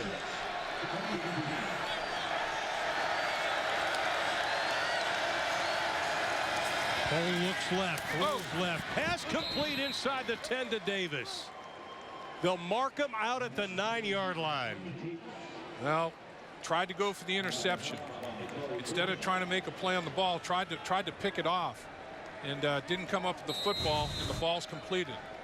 Watch the break on the football. Watch Bird break on it. Tried to make an interception on it instead of making sure he knocked it out of there. 21 seconds left. Akron 1st and goal from the 9 out of timeouts.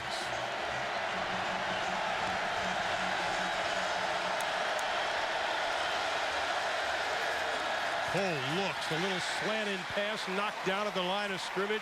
Tapper got the big paw on it. Tapper put the tap on it. He just spiked it down there like a former basketball player. Goes up for a rebound. Could have picked it. Big boy, you got the hands to do that. I mean, it hit him right in the hands, and he almost made a play on it. And you were very impressed reading the article about how Tapper said, right, listen, I did not play what I should have as well as I should have last year. You know, a good ability to have is accountability. Yeah. And he showed some accountability right there.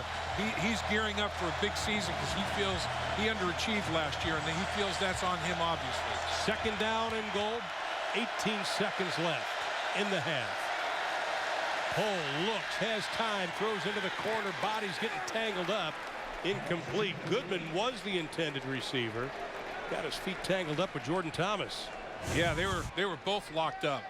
This looked like our world wrestling right here. They're both locking each other up and going to the ground. Goodman fell down.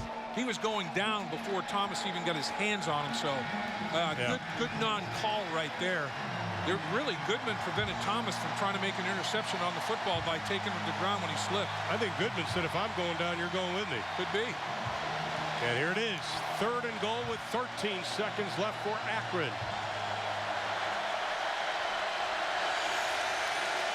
Pull into the corner again, intended for Goodman, incomplete. No chance. Never kept the ball on the field. I mean, no chance whatsoever. So here comes the kicker, Robert Stein, who missed the first one and hit the upright. Will he be able to execute this time? We talked about his numbers early on. Very impressive numbers. Kyle Foster will be the holder. This will be officially a 26-yard attempt for Stein. He was 5 of 6 in this area last season. Good hold. And the kick is good. So with 6 seconds left in the half, Terry Bowden and company, they get on the board. Well, Bob Stoops wanted to get one more possession, used the timeouts to get it, and you know, his normally reliable return guy, Sterling Shepard, in terms of ball security, let him down by spitting the ball up. And short field for Akron, and they convert with a field goal. I think, though, Bob Stoops would do that again if he had the opportunity to make the same decision. So kind of put your thinking cap on here. What is his halftime speech going to be? His halftime speech is going to be, let's take the Oklahoma Sooners off the schedule tonight. You know, we don't want, seriously, we're our own worst enemy out here, guys. You know, every time the ball's kicked, we put it on the ground, or we have penalties. You know, we have penalties offensively that are setting us back behind the chains. We're making it hard on ourselves. Why don't we just go out and play a good, clean half of football, execute, play with sound fundamentals and technique, and see what happens, see how good Akron is. You know, we're helping Akron tonight. Let's not do that. 6 penalties, 50 yards for the Sooners tonight. More than they averaged per game last year. And you can see what Coach Bowden's teams did. 7 plays, 22 yards, 72 seconds. They got on the board. The Zips don't have a zip on the board right now. That's so right. It gives him a little bit of something to talk about as they head into the locker room. Now Ross and Neal set to return the kick. And they're just going to squib it. They don't want either one of those guys getting it, but they're still going to get it. And it's going to be Ross, and he is going to be brought down quickly before he gets up to the 25-yard line. This could be a genuflect, take the knee and go in at halftime and talk about it. 3 seconds to go. You're not in tremendous field position. This may just be let's not do anything crazy. Now Lincoln Riley talking, making sure they've got all the signals all on the same page on that with 3 seconds left, leading 17-3. Boy, the way he's coaching off, you think he might be saying, let's take one shot. Let's take a shot down the field. But I think the way Shepard's back there, this is going to be a kneel down. He's back there to prevent if there's a mishap, a fumble or something. He's there as a last line of defense. It's going to take the knee and take the half. Well, it was 3-0 at the end of the first quarter. The Sooners opened up a 17-0 lead. Akron just scored. Oklahoma with 214 total yards in that opening half. Akron with 126. And the air raid accounted for 190 of Oklahoma's total yards. I'll tell you, I think there's going to be a lot of talking, but I don't think the Sooners are in that panic mode by any stretch of the imagination. No. Baker Mayfield, nice job tonight, 13 of 21, 190 yards and a touchdown. Here's Chad with Coach Stoops. Coach, defense gives up less than 130 yards. What got the offense kind of clicking on those last 2 drives? I just made a few big plays, got a sense of some timing, picking up some first downs, and then able to get them on their heels a little bit. So we just got to execute better in some of the earlier part of the game. All right, Coach, we'll let you get in there. Thank you. Guys, back to you. All right, Chad, thank you so much. Halftime score 17-3. The Sooners over Akron at intermission. When we return, it'll be the Ford halftime report with a heartwarming feature on singing lineman Neela Casatani, and a look back at Samaje Perine's record-setting performance at Kansas, and a recap of the first 30 minutes of football. You're watching Oklahoma Sooners football on Fox Sports.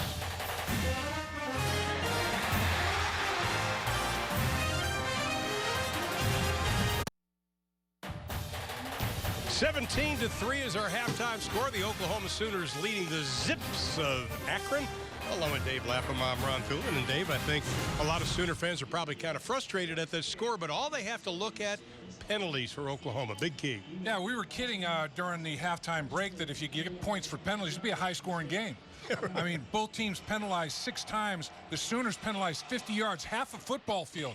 That prevents you from getting into any kind of rhythm, offensively or with your special teams. A lot of returns nullified, a lot of big plays offensively nullified. Let's take a look at some of the highlights from the first 30 minutes of play. The first quarter ended 3-0 Oklahoma, but Baker Mayfield did have some bright spots, including that catch by Deron Neal. Yeah, that contested catch, that 50-50 ball, he wins it strong at the apex. Field goal ensues. And now you get, one of your best players not playing with good technique. A little hesitation move, stop and go move by Lane. Beats Sanchez. But here come back with Neal again. Gets him on the doorstep of the goal line. And Perine goes in basically untouched. At that point, Oklahoma in a little bit of rhythm. Again, Shepard can make you miss. The fun starts after he receives the football. Remember, he's a returner in space. He's dangerous. And how about D.D. Westbrook with the one-handed catch? And Baker Mayfield loves it. I think that was a highlight, though, is Mayfield high-stepping towards him as we take a look at the Ford halftime stats. And you can see the total yards. Sooners 212 to 125 for Akron. But the big one again, penalties. Yeah, penalties and honestly rushing yards. 22 yards on 17 carries. Got to run the football better. You can't throw it if you can't run it. A lot of football left in Norman's second half coming up straight ahead.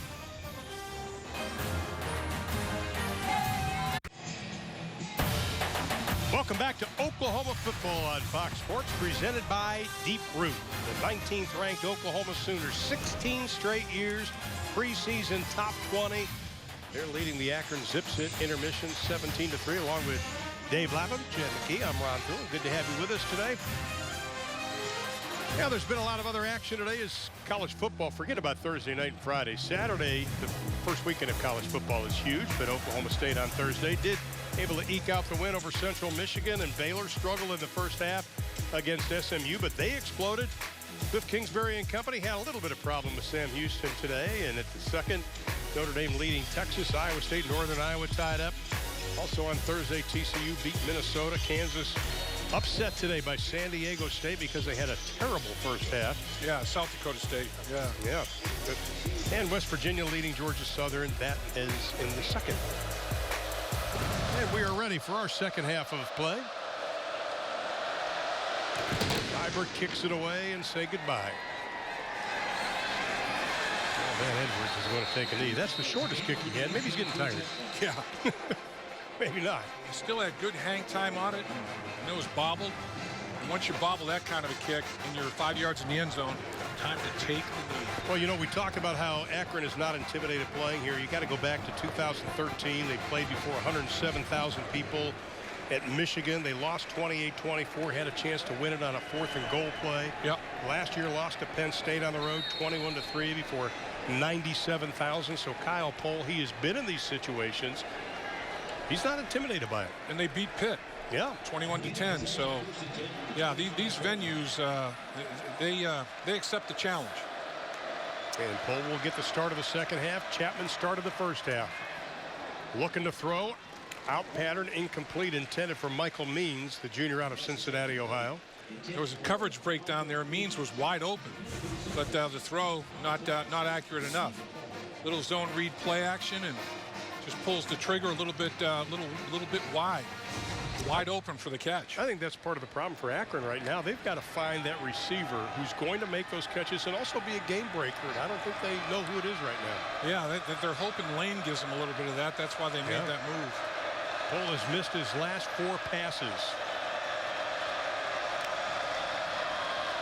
2nd and 10. Sooners hitching up to the line of scrimmage. They give it to Hundley. He is stacked up after a pickup of about 2.5.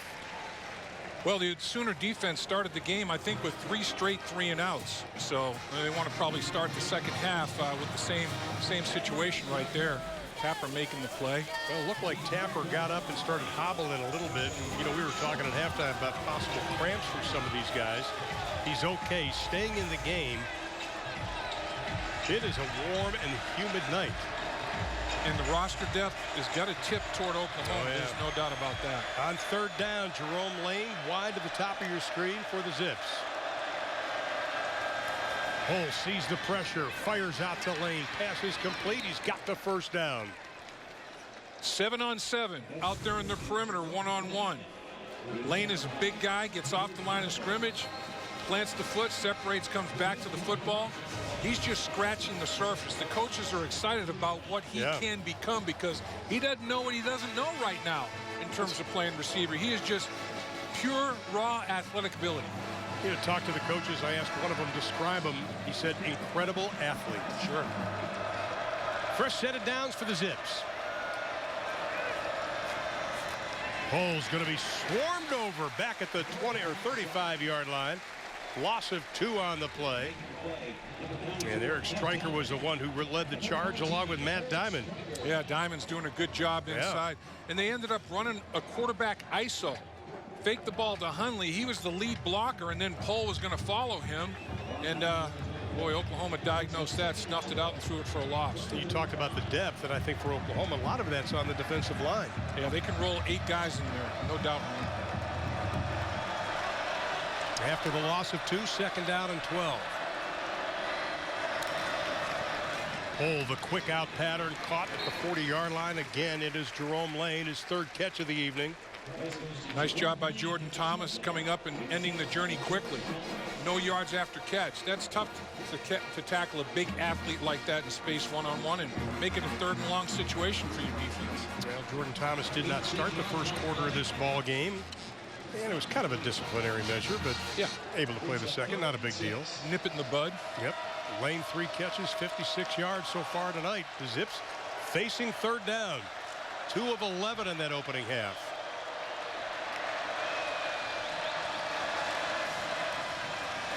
Pohl's got a scramble, not his forte, throws across his body, incomplete.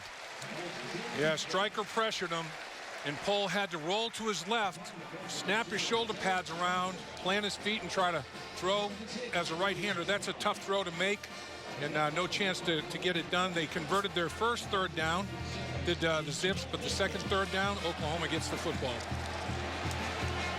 Now, Joe Mixon is back to return this punt. Remember, The Sterling Shepard did have a fumble in that first half, so Mixon's going to try his hand at it. Penalty flag is thrown, and Mixon says, get away from it. Smart move. And Akron will down it. Yeah, I think it's a smart move to have Mixon returning punts. You know, he's got great hands. Bob Stoops at practice said that he catches the ball as a return guy better than anybody. And I said, you going to use him? He said, I think we are, you know. And any way you can get him reps is a good way to. Illegal formation, offense, not enough men on the line of scrimmage. 5-yard penalty. We play 4th down. You can't, just like an offensive lineman or a receiver, somebody has to get up in the line of scrimmage to make it legal.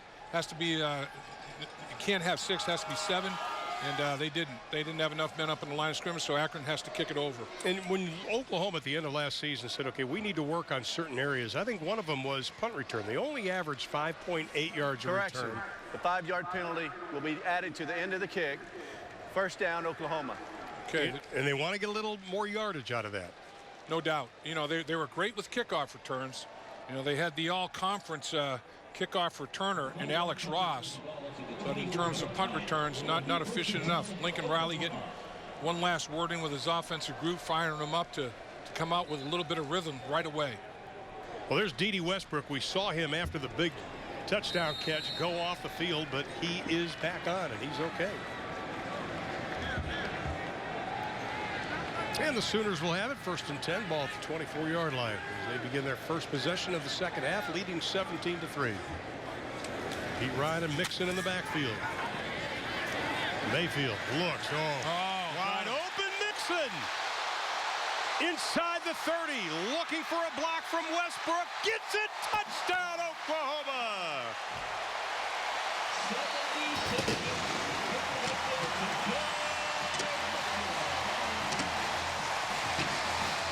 Westbrook blocked his defender from the 20-yard line in.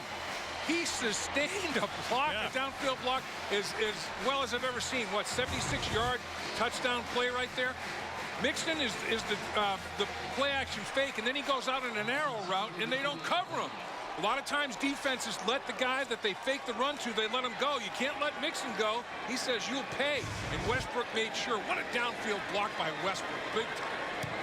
How about D.D. Westbrook? His first touchdown catch he gets tonight as a Sooner. Joe Mixon, his first touchdown as an Oklahoma Sooner. Baker Mayfield, a couple of touchdown tosses as a Sooner tonight. You get Joe Mixon the ball, Davis, say goodbye. Fake to Mixon, and they drop coverage on him because they faked the ball to him and then forgot about him. Down the field. Look at Westbrook. Blocking from the 20-yard line. Woo!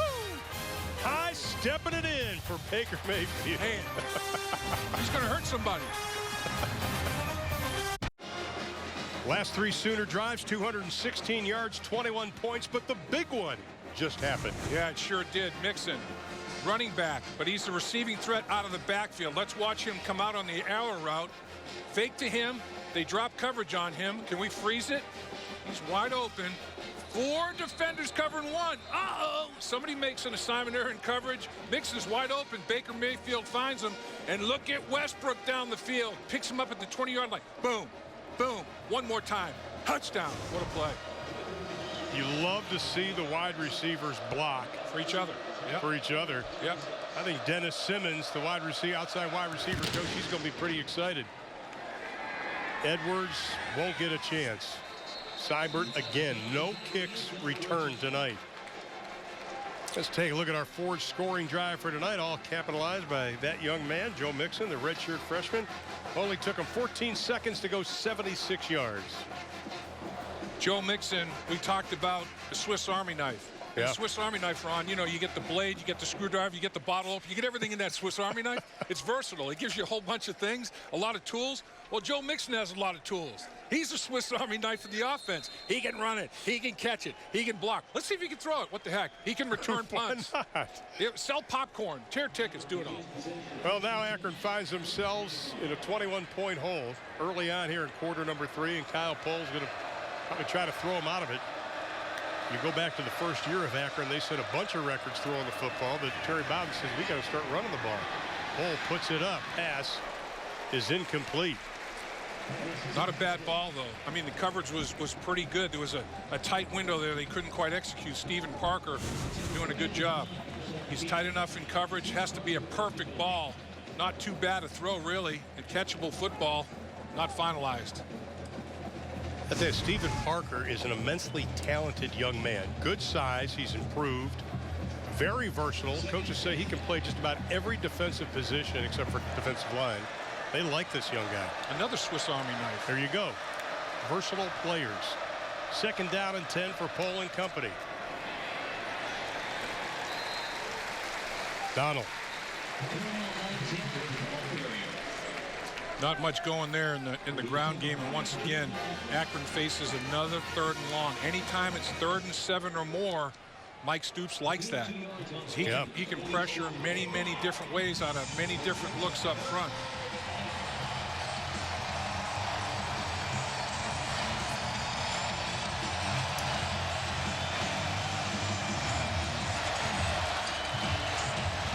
And it is 3rd down. They need 8.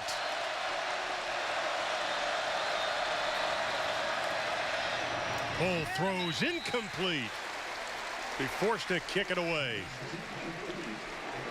Nice coverage once again in the secondary, and the guy that has to be pretty happy is Kerry Cooks, the new defensive backfield coach they got out from Notre Dame.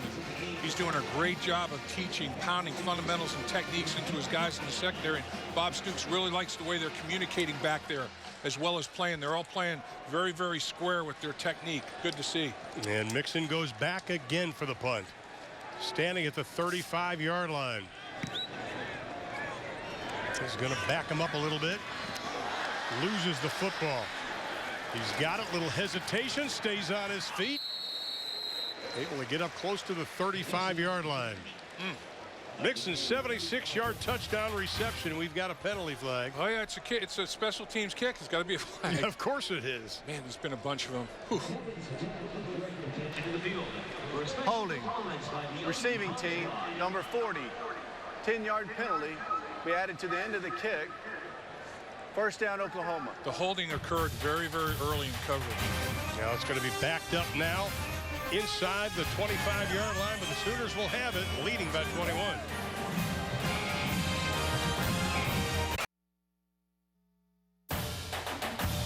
Oklahoma football on Fox Sports is brought to you by Academy Sports and Outdoors, the preferred sporting goods retailer of Sooner Sports. By Delta Dental. Find your smile, Delta Dental. And by OU Medicine, keeping Oklahoma alive and well. Part of the Heisman Trophy statues outside of the stadium. And we'll tie it into Akron because Akron used to be called Bucktail College. And one of their coaches used to be John Heisman. You are a plethora of college football knowledge. Total minutia. We'll tell you what zips actually means in a little bit later on. Mayfield tries the same pass. This time goes upstairs off the fingertips of Westbrook. He tried to do almost the same thing with Mixon. He looked to the left again, but this time Westbrook was streaking down the middle. Yeah, this was a throwback pass. Mayfield is going to roll to his right. He's looking left the whole time, stops and plants it back, a throwback basically thrown outside the right hash mark all the way back to the left hash mark and just off the fingertips of Westbrook. That would have been pretty to connect. Flowers and P. Ryan now in the backfield for the Sooners.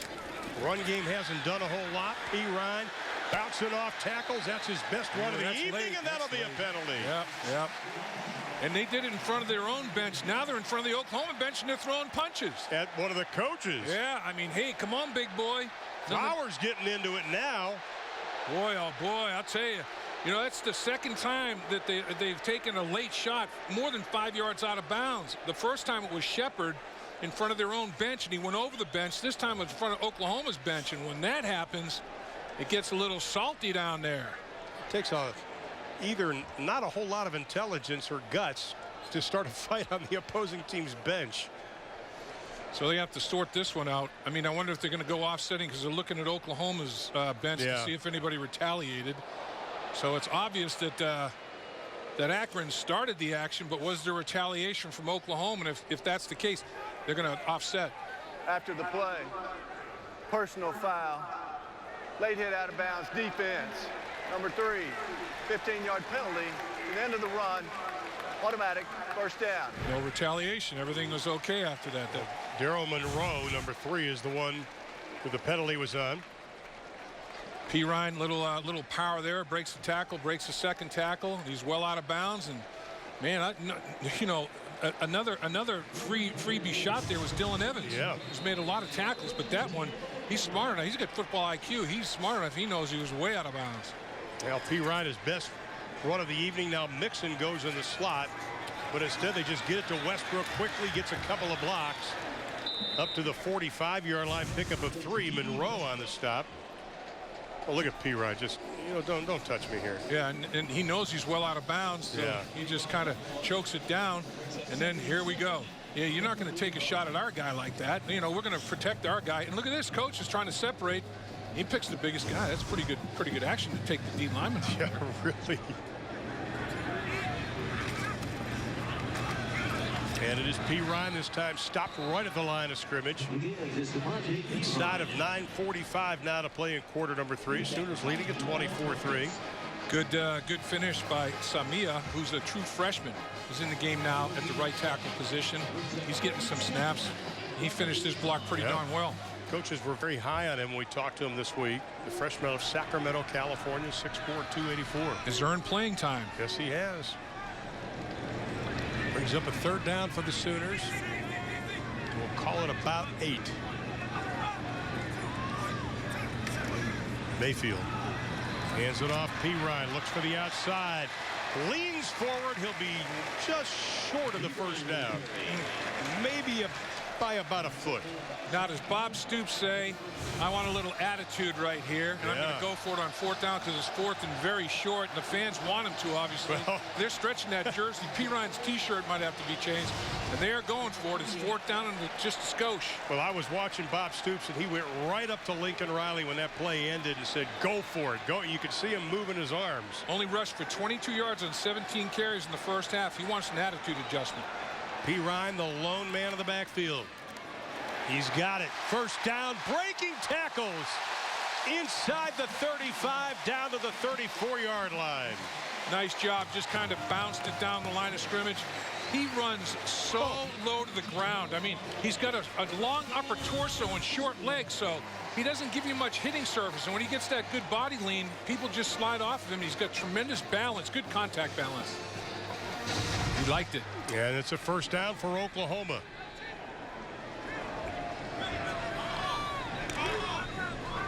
Mayfield changing the play. Looks, throws, rifle in the short pass. Maybe picking up 3 or 4 on the reception by Jarvis Baxter. A nice little game. Well, that's what this spread offense is all about. Spread the defense out and attack every quadrant of the football field. Short middle, deep middle, short right, short left, deep middle, deep left. I mean, attack every quadrant, and that's what this offense is capable of doing. And Oklahoma has enough weapons to get it done. Lincoln Riley wants to do that. 8th play of the drive upcoming. Mixon back in the backfield.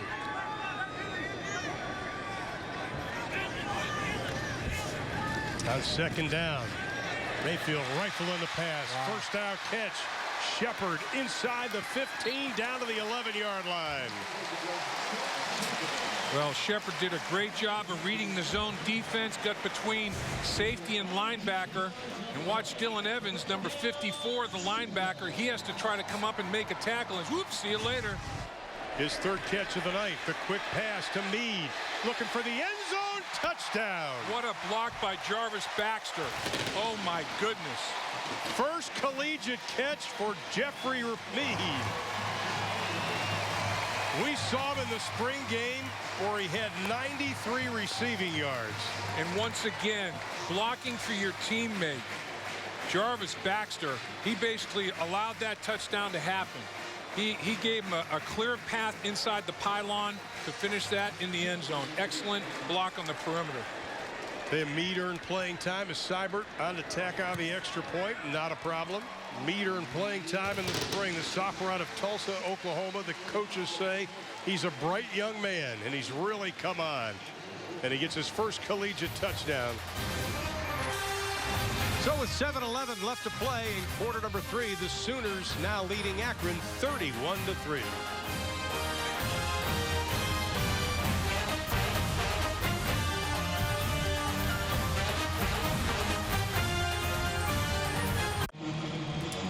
...141 yards total offense for the Sooners in this quarter. 31-3, Oklahoma leads it. But the blocking of the wide receivers tonight, Dave, has been outstanding. Absolutely, Ryan. Meade gets the credit. But look at Baxter, number 1. Lock up. And he's going to get outside position, and Meade says, thank you very much. This is easy. And just finish him into the end zone about 5 yards. Look at him finish here. Drive, sustain, finish, block. That is big time. Yeah. When you're blocking like that on the edge for your teammate, one guy is getting all the credit, but the blue-collar guy, the guy that did the dirty work, Jarvis Baxter, Meade appreciates him. Nick Hodgson's going to kick it away. I tell you, Dede Westbrook had the big block on Mixon's touchdown, and then that one by Baxter. Edwards, about 8 yards deep. And Larry Hope, the number 2 for Akron, he's the guy that got blocked on both touchdowns. Yep. Larry Hope has no hope. Check in with Chad. How you doing, buddy? I'm great. You know, Jeffrey Meade, there's a good internet video, and I know Sooner fans, a lot of them have seen it, but he makes a 50-yard one-handed, backhanded grab standing in the end zone off one of those ball machines. You know, they fire them high into the air to simulate punt returns and the like, but there's a great internet video circulating of Jeffrey Meade, an idea of the kind of hands that this guy has. I tell you, he's good. 6'6", 184. We saw him in practice yesterday, and the first thing we said was, wow, he's skinny. Well, he does have big muckers on him, though. Yeah, he does. Man, they're like suction cups. Chapman back in at quarterback, and he won't get a whole lot, maybe 2 yards on the play. And now this becomes difficult for Akron because you're down 31-3, and the natural instinct is to fire it, and they don't have much of a passing attack, so Coach Bowden right now is in a tough quandary. I mean, do you run it, try to take time off the clock? If you throw 3 straight downs and all incompletions, you know, you're 1, 2, 3 and out, and defense is right back out in the field getting fatigued. 2nd down and 8, 6:38 left to play in quarter number 3. Chapman looks to throw off his back foot. That doesn't go anywhere. Went in the first row. Nice catch by the fan. Really? How about that? Yeah. I think they should let him keep it. I think he was trying to throw it to the girl, though, and the guy caught it. He intercepted it. You know, I want to talk about Coach Bowden just a second, because a lot of people always say, you know, he had a nice gig as a broadcaster. Why did he get back into coaching? Talking to him this week and again yesterday, Coach Bowden, he loves coaching. He's like his dad. He's like his brothers. And I respect him a lot. Looked in the mirror and said, I'm 50 years old. I want to get back in coaching, and he did, and I tip my hat to him. Once it's in your blood, it's like a narcotic. It's hard to get it out of there. I mean, you have to have football. 3rd down and 8.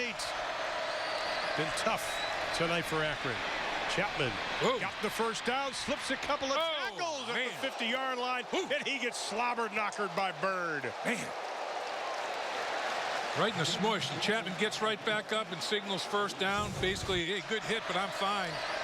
And Chapman, as he runs away, I mean, he's got some pretty good speed. Bird drills him right in the shoulder. It's a totally legal hit.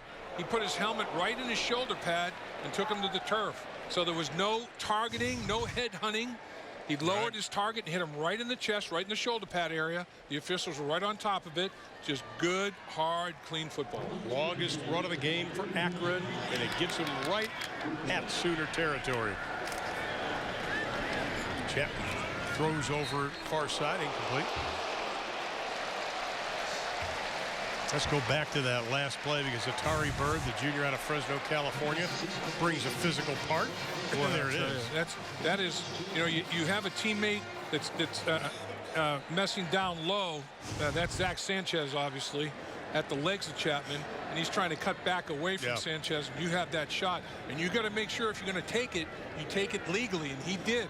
He lowered his hitting zone and hit him right in the chest. 2nd down and 10. You can see the Sooners over 300. The Zips only 75 yards passing.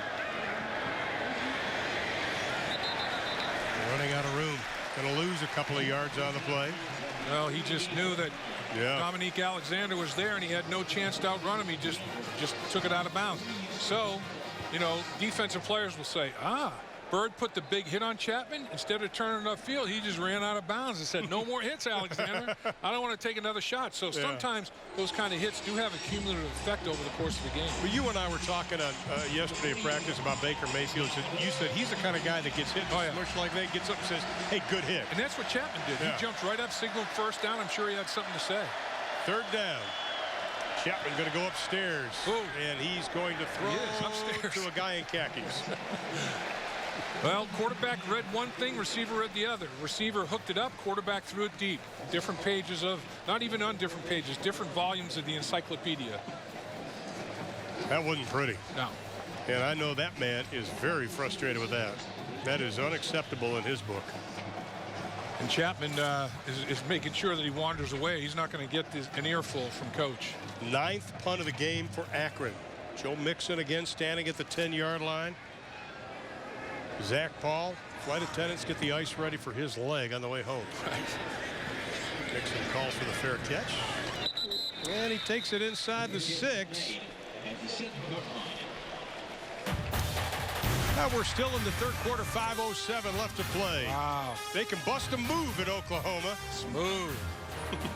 You can see more of Baker Mayfield dancing. All you got to do is go on the internet. Sooners lead at 31-3, and our playbook from today's game presented by Mercy. And that's what Akron was saying on this play. Mercy, fake it to Joe Mixon. They drop coverage on him. And Mayfield says, I can't believe it. Nobody's covering my man. And down the football field, Westbrook just blocks his defender from the 20-yard line. How about Joe Mixon? He can fly. He can really fly. And at the end, watch Baker Mayfield come down here and say, he plays like a linebacker. He's going to hurt his teammates like a linebacker. He plays like a linebacker. I don't know if the high stepping or that I like better. I don't know. Well, P. Ryan and Mixon now in the backfield for the Sooners with Baker Mayfield. Mayfield keeps it. Ooh, he's up there. Takes a pretty good shot. May have gotten back to the line of scrimmage. You know, and their attitude, Akron's attitude is, you take a shot at our quarterback, I'm taking a shot at yours. And this is Jamal Marcus. Watch him come over the top. Kaboom. He's trying to hit Mayfield just like Chapman got hit. We've got an Akron player down, and the numbers on Mayfield. How about Mayfield? He threw for 4 touchdowns and ran for his 5th in his college debut versus SMU, and he played for Tech. Tonight, how about 3 touchdown passes? Yeah, he threw for over 400 yards against SMU. He's thrown for over 300 against Akron. 3 touchdown passes and the all-important no interceptions. Plus, he's run the ball pretty well, and he's just abused teammates after touchdowns. I know, really. He's very, very physical. And you hate to see this. You hate to see anybody limping off a football field. At least he's able to do it pretty much under his own power.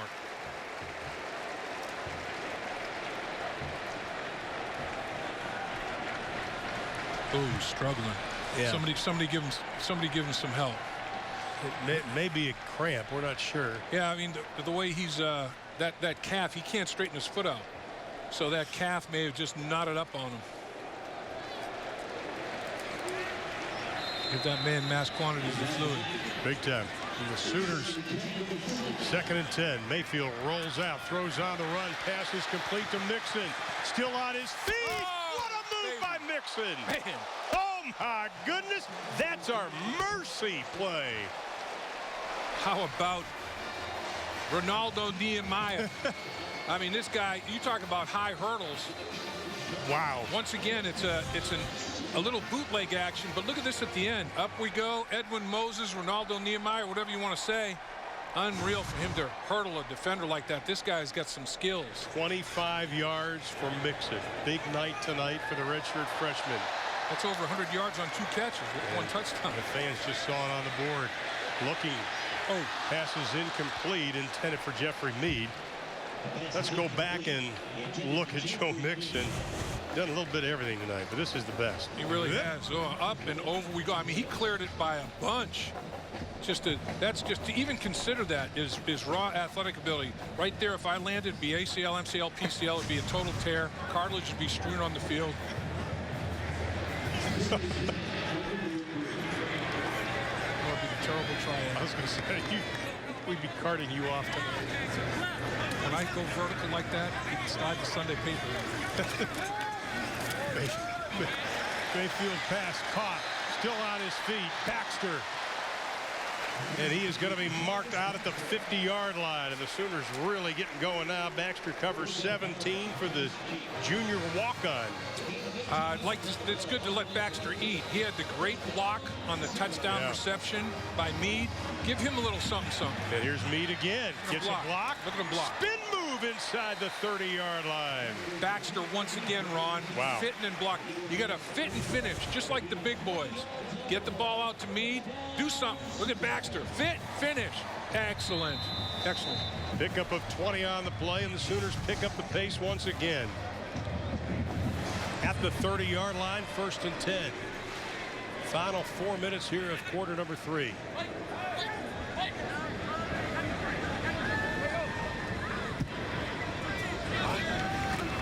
Mayfield. Mixon. Inside the 25, down to the 24-yard line. Pickup of 6 on the play. No, Mixon, 6'1", 225 pounds. I tell you, this guy has got it all. Yeah. Explosiveness, receiving ability, he's talented. Mayfield just swings it out to Baxter. Gets close to the 15-yard line, still on his feet as the whistle blows, and that'll be good enough for another first down. Complimentary plays. He handed the ball off to Mixon up the gut for big yards. Then he faked the handoff to Mixon up the gut for big yards and throws to the perimeter. Complimentary plays. Lincoln Riley, now that his offense is in a little bit of rhythm on the football field, he can get in a rhythm as a play caller. Bahu Green, number 18, is checked into the lineup. The freshman out of Oklahoma City. They like him. He's shown a lot of maturity lately, getting his first taste of action. Mixon will go top of your screen to the slot. And they throw to him. Gets the block. Box to the outside. Barrels his way inside the 5 down to the 2-yard line. You got 2 receivers getting it done out here, and one of them's the star Shepherd, and the other one's A.D. Miller. Look at these guys, 3 and 13. Outstanding. I mean, that's just like creating a hole for a running back. That's what a receiver is after he catches a running back. Mayfield keeps it. He hurdles for the touchdown. Oh, he goes after his lineman that time. You're not going to hurt those big boys. Man, I'll tell you what. You talked about the emotion, the unbridled joy of playing football. It does get contagious. I mean, his teammates love this attribute. Little zone read. Mixon. Look at everybody by Mixon. And they leave Mayfield wide open. Defensive end started chasing Mixon down the line of scrimmage. And Mayfield read that defensive end closing. Easy. Pull it out of Mixon's belly and take it around the corner. 9 plays, 93 yards, 231. A number of outstanding performances in that drive. Baxter, Mixon, Mayfield. Watch, Mayfield is going to key the defensive end. When he closes like that, Mayfield says, mine, I'm keeping it, and I'm taking it to the end zone. It's a zone read, key the defensive end. When he chased Mixon, it was an easy read for Mayfield. He says, I'm number 1. Exciting player, Baker Mayfield. Now that may be it for Baker Mayfield. We already see Trevor Knight starting to warm up, but here's what Baker Mayfield has done so far this evening. Well, he's thrown the ball decisively and accurately, and he's attacked all quadrants of the field. He's been very good with the short and intermediate passing game, and then he's hurt them over the top with the chunk plays, the big plays. And this one, on a little bit of a scramble, he hits Mixon as they drop coverage on him. And then the wide receivers blocking for each other on the perimeter. And then the zone read for a touchdown. A little bit of everything. You know, bits and pieces of everything. Lincoln Riley likes it all. And look at those numbers. Boy, how about a quarterback passing rating of 198.5, 388 yards throwing the football. And he's rushed for yards and touchdown as well. I mean, he's well over 400 yards of total offense. And that'll go out of bounds. Well, Baker Mayfield, ever since he was a young 5'2" freshman in high school, has always played with a chip on his shoulder. There always is. I mean, that's something that I pride myself on. I play with a chip on my shoulder just because I didn't get the offers out of high school. People told me I was too small or too slow or that I couldn't do it, and that's something I carry with me when I step on the field, and I just use that as everyday motivation. That chip on the shoulder is as big as a 2x4. I mean, it's huge. He started the game out 4 for 10 for 59 yards. A lot of guys might get their dauber down. Not Mayfield since. 19 of 23, 329, 3 touchdowns, passing, and he's rushed for 1 as well. Well, now Akron's in a big hole at 38-3. And the Sooner defense stands up. And I tell you what, Chad, you've been around Baker Mayfield an awful lot. He's got what a lot of us like to say is moxie. Moxie, I love that word. It quality, people, and it's almost one of those things that it's hard to put your finger on, but he's really endeared himself to his teammates for the way that he is there for them. You know, yesterday he and Eric Stryker were on campus passing out T-shirts and handed out badges and bumper stickers to a lot of the people on campus, but those are the little things that he has done to help endure himself to his teammates and to the fans here at Oklahoma. And you know, Chad, when I think about him and see him, I think swagger.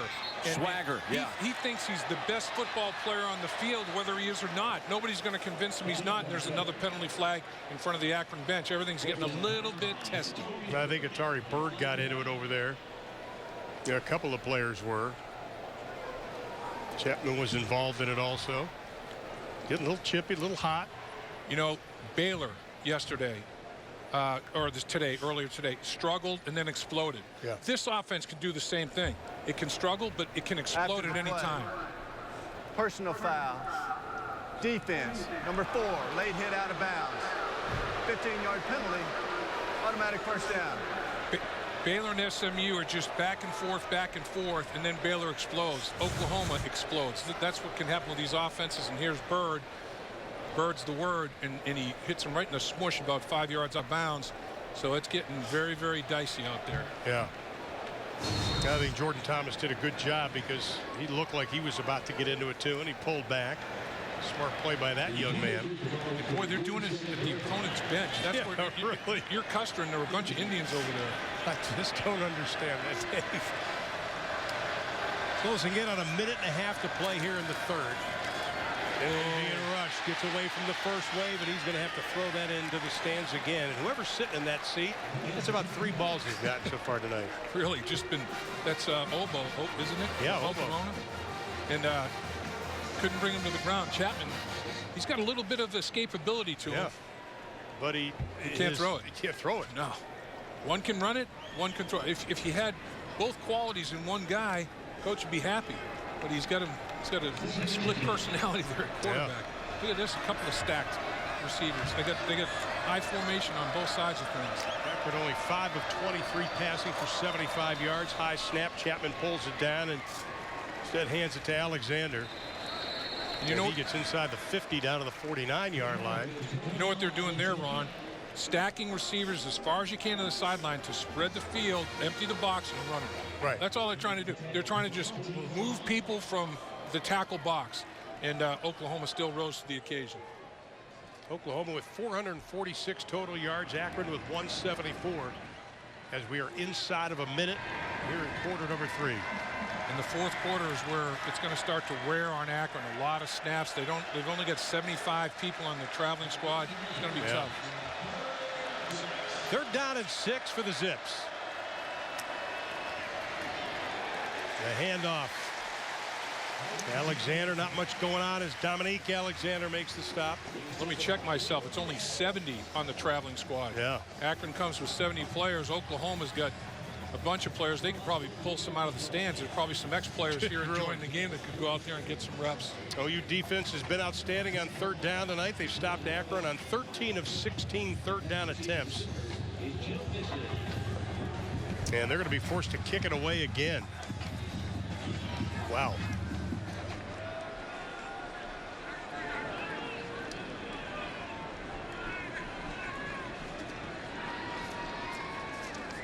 And they're going to let the clock run down. Smart move. Why not? Melt it.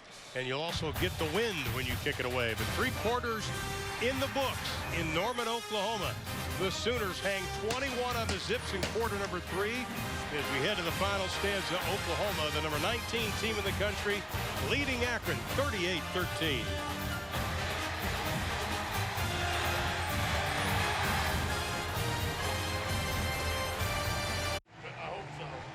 We head to the final stanza, and the Sooners leading the Zips of Akron 38-3. Along with Dave Lapp and Chad McKee, I'm Ron Thulin. Joining us now, the athletic director here at the University of Oklahoma.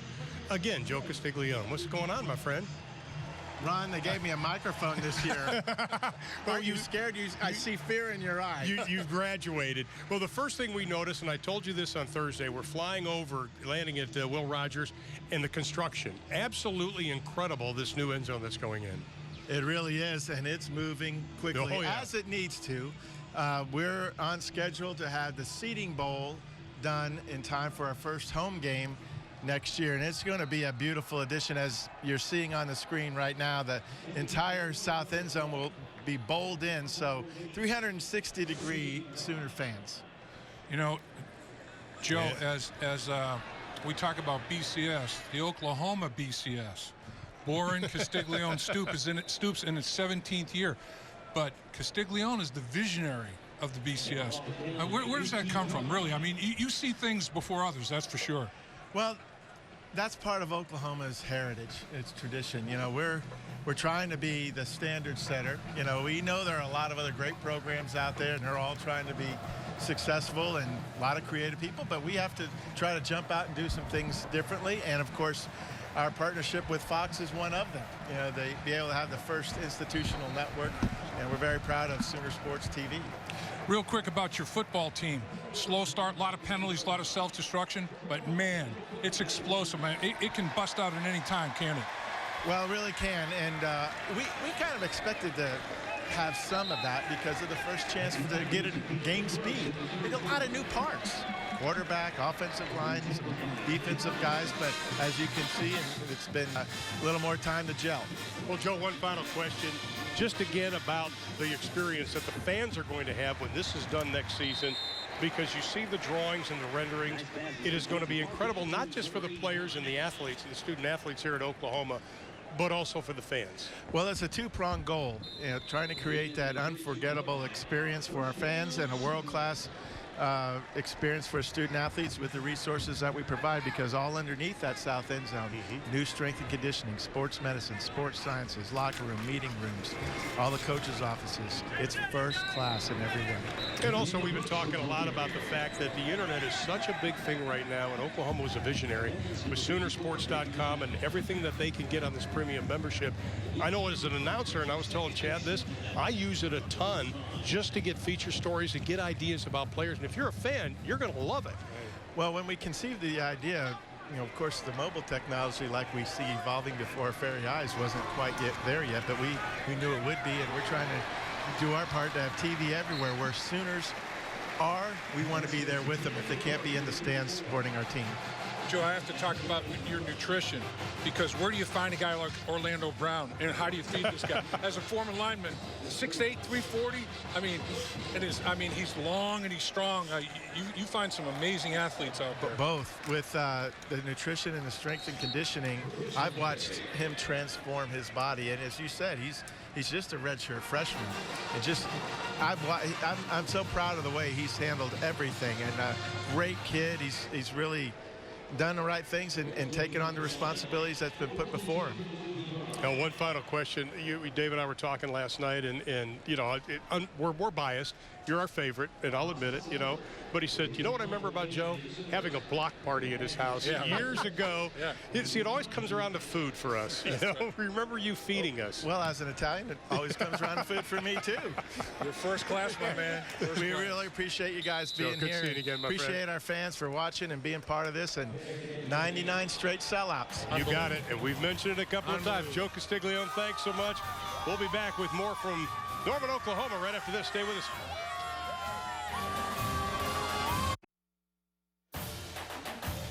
Oklahoma football on Fox Sports is brought to you by Ford. The best deals are happening now only at your Oklahoma Ford dealer. Ford is the best in Oklahoma. By Integris Heart Hospital, the most trusted name in healthcare. Sooner Sports TV personalities wardrobe provided by Threads Menswear and Blush on Campus Corner. How do you like my blush? You look good in blush. No, I didn't get that. Good look at some of the Sooners' cheeks. I know, because I'm about 900 degrees. And the fans are sticking around, and it has been Kind of an interesting night. The Sooners, of course, after the first quarter, only led 3-0, led 17-3 at intermission. Then they exploded in quarter number 3. Trevor Knight, that last series you probably saw, has come into the ball game. And we'll talk about that more in a minute. Spent some time with him on Thursday and yesterday.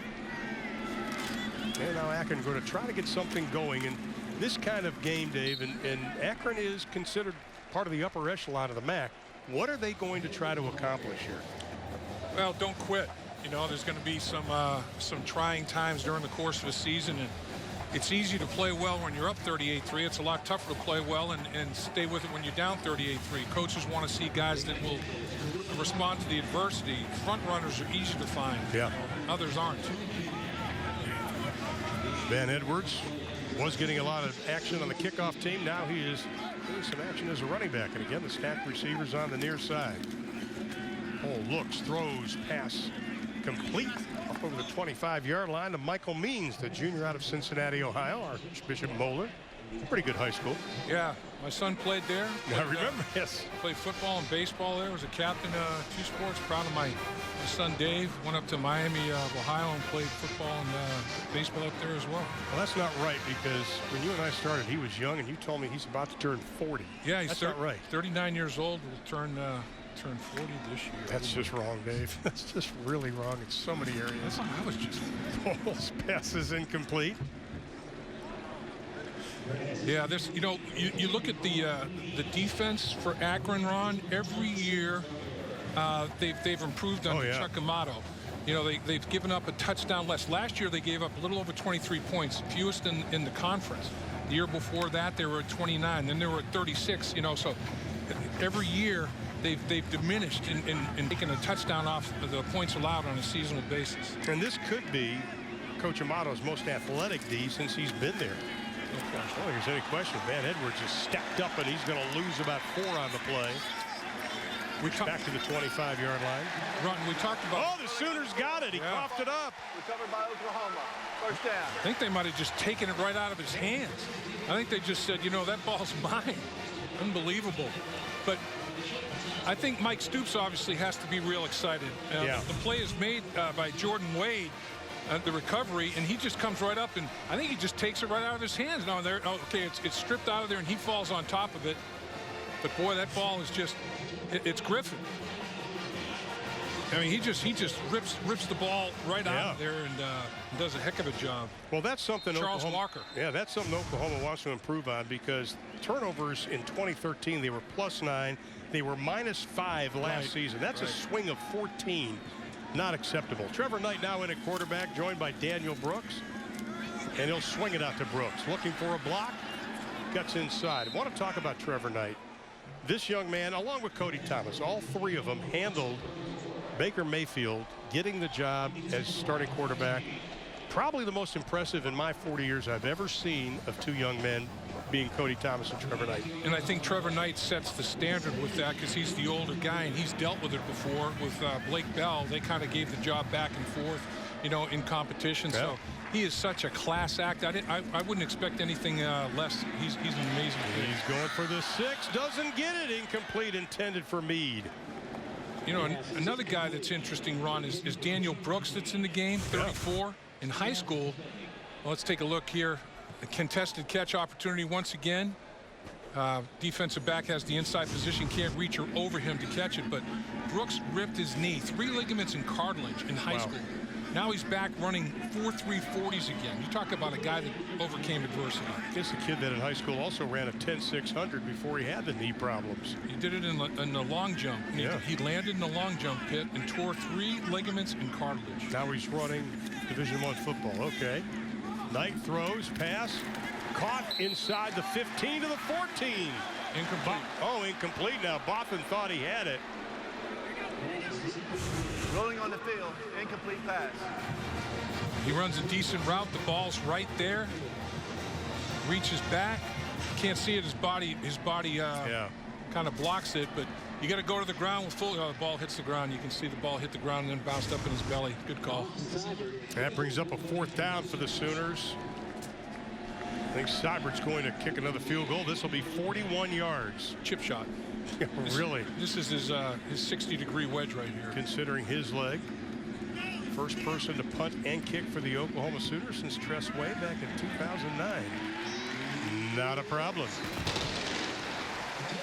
Bobbled the snap, and the holder had to get it down as quickly as he could. Usually that disruption of timing affects the kicker. He drilled it. Well, Bothan couldn't hold on to the pass, but he holds on to the snap. And the field goal is good, and the Sooners extend their lead to 41-3.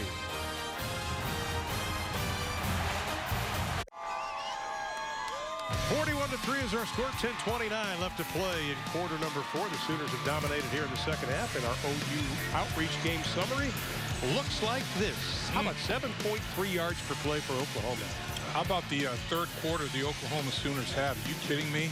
Yeah. I mean, it was tough sledding in the first half. Akron did a pretty good job, but Oklahoma just exploded. But yeah, 7.3 yards per play is getting it done.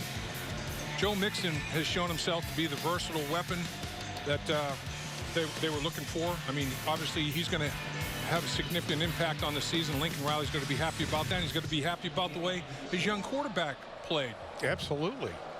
Well, Nick Hodgson, who kicked off last season for Oklahoma, the zoology major, was number 2 in the NCAA in touchback percentage. Van Edwards from the 4. He is stacked up as he crosses the 15-yard line. Outstanding job tonight by the Sooner special teams. Well, look who's out there. Devontae Bond. I mean, they have a starters playing at least one, sometimes 2 special teams. So Oklahoma takes that phase of things seriously. Well, we promised you we'd tell you how the name Zips came from. It actually comes from zippers, which were rubber overshoes made by B.F. Goodrich in the 20s and 30s. In 1925, they had a naming contest for the team, and a woman by the name of Margaret Hamlin got $10 for the name. And in 1950, it was shortened to Zips, and their mascot is Zippy, one of the few female mascots in all of college football. Now you're all caught up with everything. I thought those were galoshes. those rubber. My granddad used to say, son, put your galoshes on. Yeah, overshoes, galoshes. Rubbers. Yeah, 85,370 people here in the stadium did not hear that, so we'll let them email it to us, and we'll be glad to send it along. I think Lee Horsley is still my better one. You know, I mean, you didn't know who he was. You couldn't remember. Muleshoe, Texas, gosh. Muleshoe. Horseshoe. And Akron now trying to get something going. Pohl just hands it off to Hakeem Lawrence, the junior out of Miami, Florida. Hialeah Miami Lakes High School, outstanding high school. And he's able to move the chains a little bit, but sets up another third down. And this has been the Achilles heel for Akron tonight. Just 3 of 16. The good news tonight in the opener, you want to stay away from injury. That's right. Seen maybe a couple of cramps and things of that nature, but it hasn't looked like anything significant, no. which is good for both teams. The thing you hate to do is a team like Akron come in here and lose about 5 significant players to injury for about a month or so and mess up your chances in the conference. They're down and the Zips need 4. Pohl looks, and he is going down. And once again, number 97 can get up the football field. Charles Waka. Ranger. This guy, watch him get off the football. He's a 3 technique that has explosion to him. Actually, he was on the other side of it. Wow. No, that was him coming up field off that 3 technique. 3 technique is the outside shoulder of the guard. The other tackle is the 1 technique, the inside shoulder of the guard. That 3 technique, if he can get that type of penetration, the quarterback can't climb the pocket. It's everybody eats. Well, he also forced the fumble on the last possession, so he's having a pretty good evening, and the Sooners force Akron to kick it away again. And what's scary about Walker is the ball's going to be down is the coaches say he can run a 4.6 40 at times. A 300-pounder. That's spooky. Can fly. Well, the Sooners have flexed their muscles, and the lights are shining bright on them tonight. They lead Akron 41-3 with just over 8 left to play in the ballgame.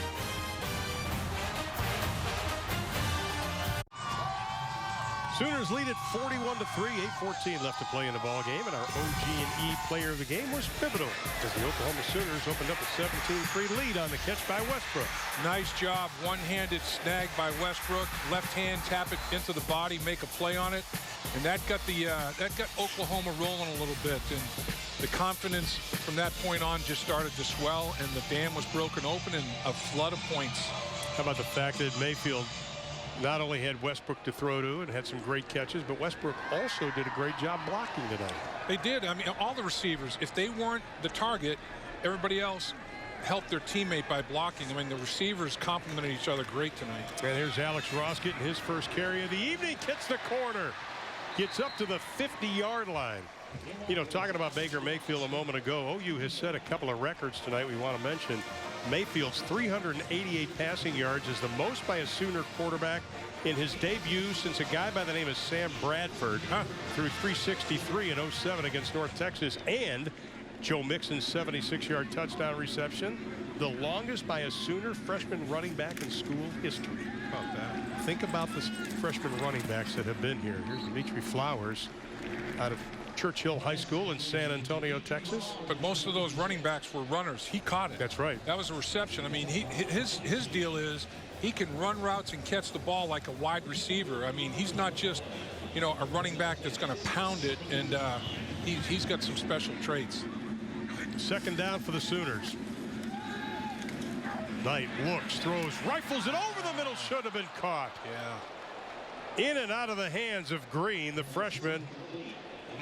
Boy, I tell you, Trevor Knight put it right on the money. Can't throw it any better. I mean, the ball was delivered beautifully, tight spiral, catchable, just ate him up. The ball got on top of him before he could get his hands up. Speed of the game.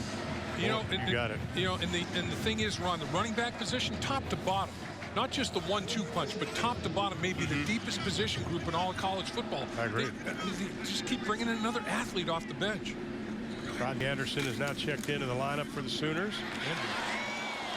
And it is Andrews. I'll tell you, this is a young man that has type 1 diabetes, found out when he was 9 years old. His parents said, never cried about it, just said, I'm going to keep playing football.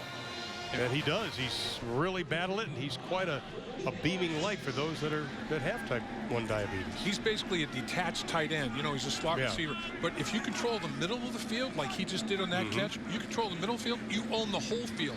Ask Drew Brees with Jimmy Graham. Absolutely. Anderson. You know, getting back to Andrews, too, his best friend in high school was a guy named Kyle Allen, now the quarterback of Texas A&M.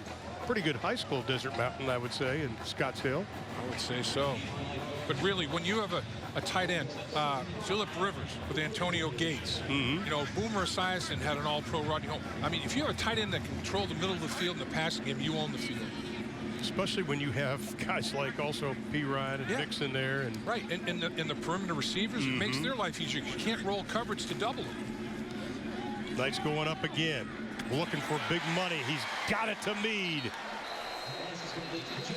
Inside the 5-yard line. Let's see if they're going to call Meade for pushing off. Yep, they are going to call it. Yeah, he leveraged it and pushed it off a little bit. Pass interference. Offense. Number 15. 15-yard penalty. Replay second down. Now, see, Jeffrey Meade's a hoop guy, so he's trying to post him up a little bit. Right. You can see the push right there. Kind of subtle, but definitely, you know, broke his stride. You can't push off with two hands like that. The official was right there to see it and make the call. I'll tell you what, though, you look at Meade at 6'6", and again, Trevor Knight putting the ball right on the money. Looks like a praying mantis out there, you know? I mean, he's 6'6" and angular and long. So it sets up a second down and long for the Sooners. Knight rolling, buying some time, tiptoeing down the sideline, inside the 40, down to the 38-yard line. That'll be a pickup of about 6. Ron, with Knight in the game, Oklahoma, how about the depth of quarterback? They've got 3 quarterbacks that have won a Big 12 game. 3 different guys. You know, you talk about Ohio State with all the depth of quarterback. They get guys that have played at a high level of football that they can involve in football games as well. Well, think about it. Cody Thomas 2-1 as a starter. Trevor Knight 11-4 as a starter. In the Big 12. In the Big 12. And then Baker Mayfield, what he did at Texas Tech. Sure. That's called depth, my friends. 3rd down and 14. Inside of 5.5 to play coming up. Light rifle in the pass. Got it. 1st down. Andrews. Where did he catch it? Middle of the football field, right between the hash marks. How did he catch it? Ball thrown behind him a little bit. Big guy, 6'5", 250. Turns easily. Very fluid. Ball behind him. Turns his hips. Very flexible. Now Knight keeps it and scampers outside. We have a penalty flag. By the way, that was Andrews' 4th catch. That went for 19 yards.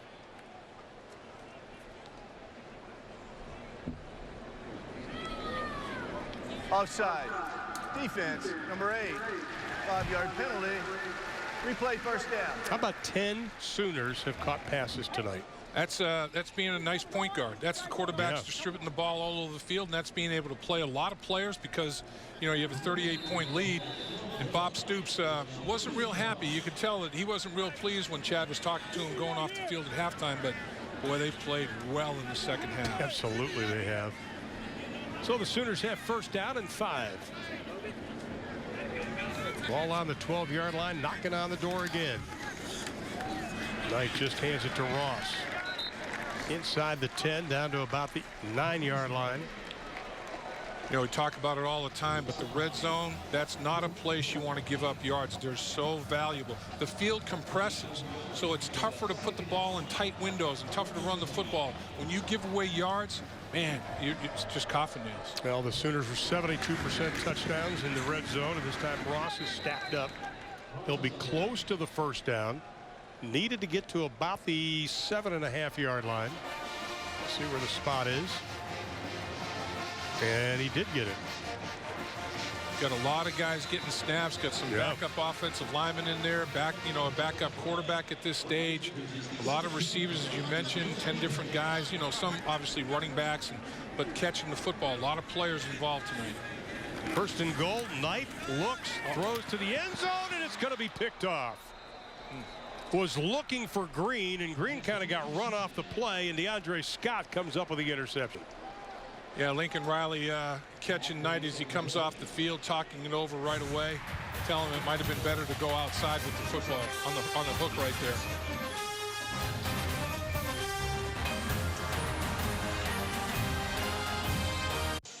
there. Our player of the game brought to you by Integris Hospital. It's got to be Baker Mayfield.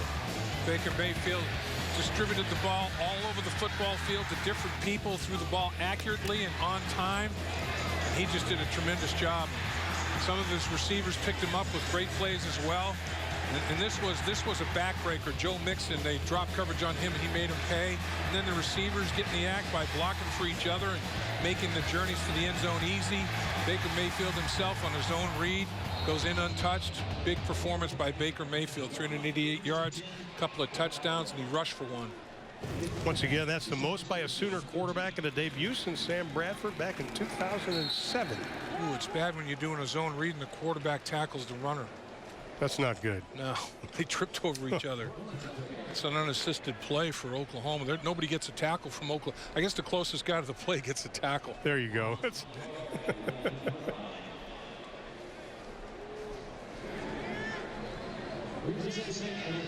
Boy, I'll tell you, when you look at these Oklahoma athletes, they pass the eyeball test. Jerry Smith is doing a heck of a job. Boy, he does. In the weight room with these guys and the nutrition that they get. I mean, Oklahoma's state of the art in every way you can be.